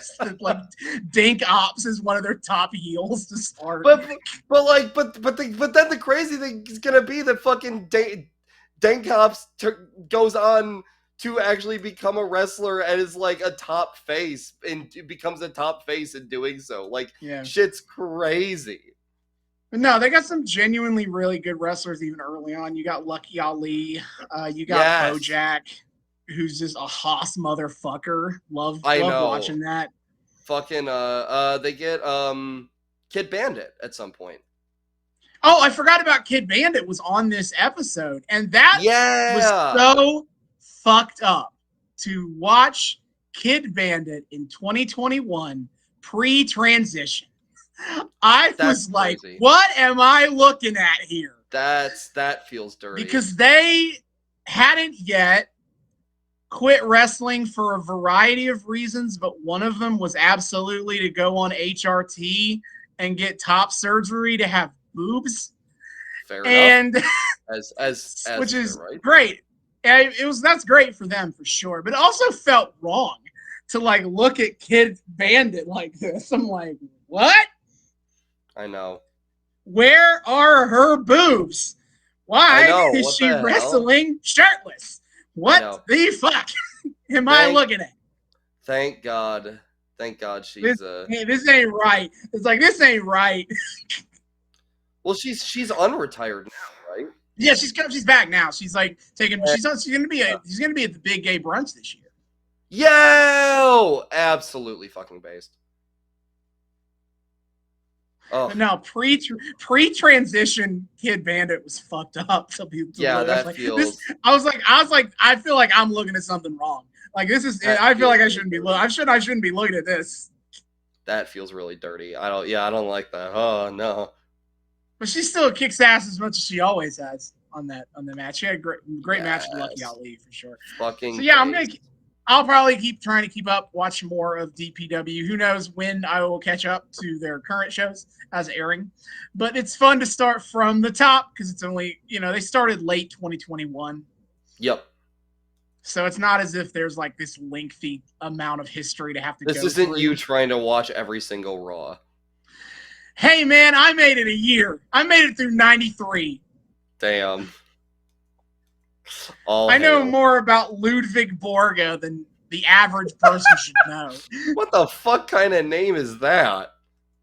It's yet another fucking anti-American gimmick. Oh, and I think he was, and I could have sworn he was like legit a Nazi. It was something funky with him. I'd have to. Wait, oh fuck! I remember hearing about some like former wrestler who actually turned out to like be a Nazi or whatever. No, no! I'm thinking of the fucking the DOA or whatever. Harris twins. The Harris twins, yeah. That's with them the, too. Like, SS tattoos, yeah. That's definitely them too. Great. Yep. I know it was something. I know that his politics were nuts. I remember that, but I don't. But Ludwig Borga, I remember that was the thing with him, but I don't remember the specifics now that I saw. No. Oh no. Oh well. Whatever. Well. Good thing he's fucking irrelevant. But anyway, no, he wasn't neo-Nazi. Sweet. Oh, that's I was right great. about that. Tremendous stuff. I mean, his name's fucking. I'm glad that I remember. It's important to remember the shitbags in professional wrestling. No, it's a big old part of the process. But yes, I know who Ludwig Borga is, and I wish I didn't because he wasn't good. Yeah, really. But Lex Luger needed something to do after SummerSlam '93. Did he really? Fascinating. The American hero has got to fight somebody, and his answer was a Finnish dude who said that Americans litter too much. He did. Ludwig Borga took a very environmentalism angle on America Sucks, which is They keep funny doing because that's a little too based. Like, no, guy, hold on, no, he's kind of cooking there. Yeah, But there's no way. you can love it, or you, by God, you can leave it. God damn. Okay, well, tremendous stuff. Anyway, so yeah, Yes. Austin endorses DP Dub and AE Dub. Great shit. Yeah. Fuck yeah. But yeah, so all that and more, I'm sure we will touch on some of that too on the Twitter. We just like to express our thoughts on there at Noobs and Knox Pod on Twitter. If you want to get in more direct and long form contact with us, however, of course, you can email us at noobsandknockoutspod@gmail.com. That's noobs, the word and this time knockoutspod@gmail.com. Come email us and talk to us. Tell us what you think about the show. Request things you want to see us cover on the show. All that good shit. We just love talking to people. Come say hi. We would love to say hi back. Noobs and knockoutspod@gmail.com. Of course, finally, if you want to more directly support the show in perhaps a monetary way, you can do so over at our Patreon. The link for that is in our Twitter. We are also the Noobs and Knockouts Podcast on Patreon. $1 a month gets you early access to episodes and a shout out at the end of each episode. We also currently have a free tier where you can just kind of put your name in and get a shout out because we have a small little Patreon. So Godspeed. Someone subscribed and we didn't know this existed. So but you can hang out with us. But anyway, shout out as always to free tier member Gabe Chavez. And $1 friends of the show, Sugar Daddy, El Lucha Dead, Money. And I subscribed on Patreon, and all I got was this stupid shout out. Thank you all for your kind support. You guys are the best. We love our friends of the show. And all you people listening, if you want to maybe consider contributing just a single little $1 a month to our humble little thing, that shit adds up over time more than you know. And, it helps us do more cool things with the show, upgrade things bit by bit. And, maybe invest in bring more stuff to you guys, cooler shit on the Patreon, whatever. So direct support of the show is greatly appreciated. And if you would like to do that, just a single little $1 a month on the Patreon is all you need. Once again, the link for that is in our Twitter. See you all next time. Hasta luego.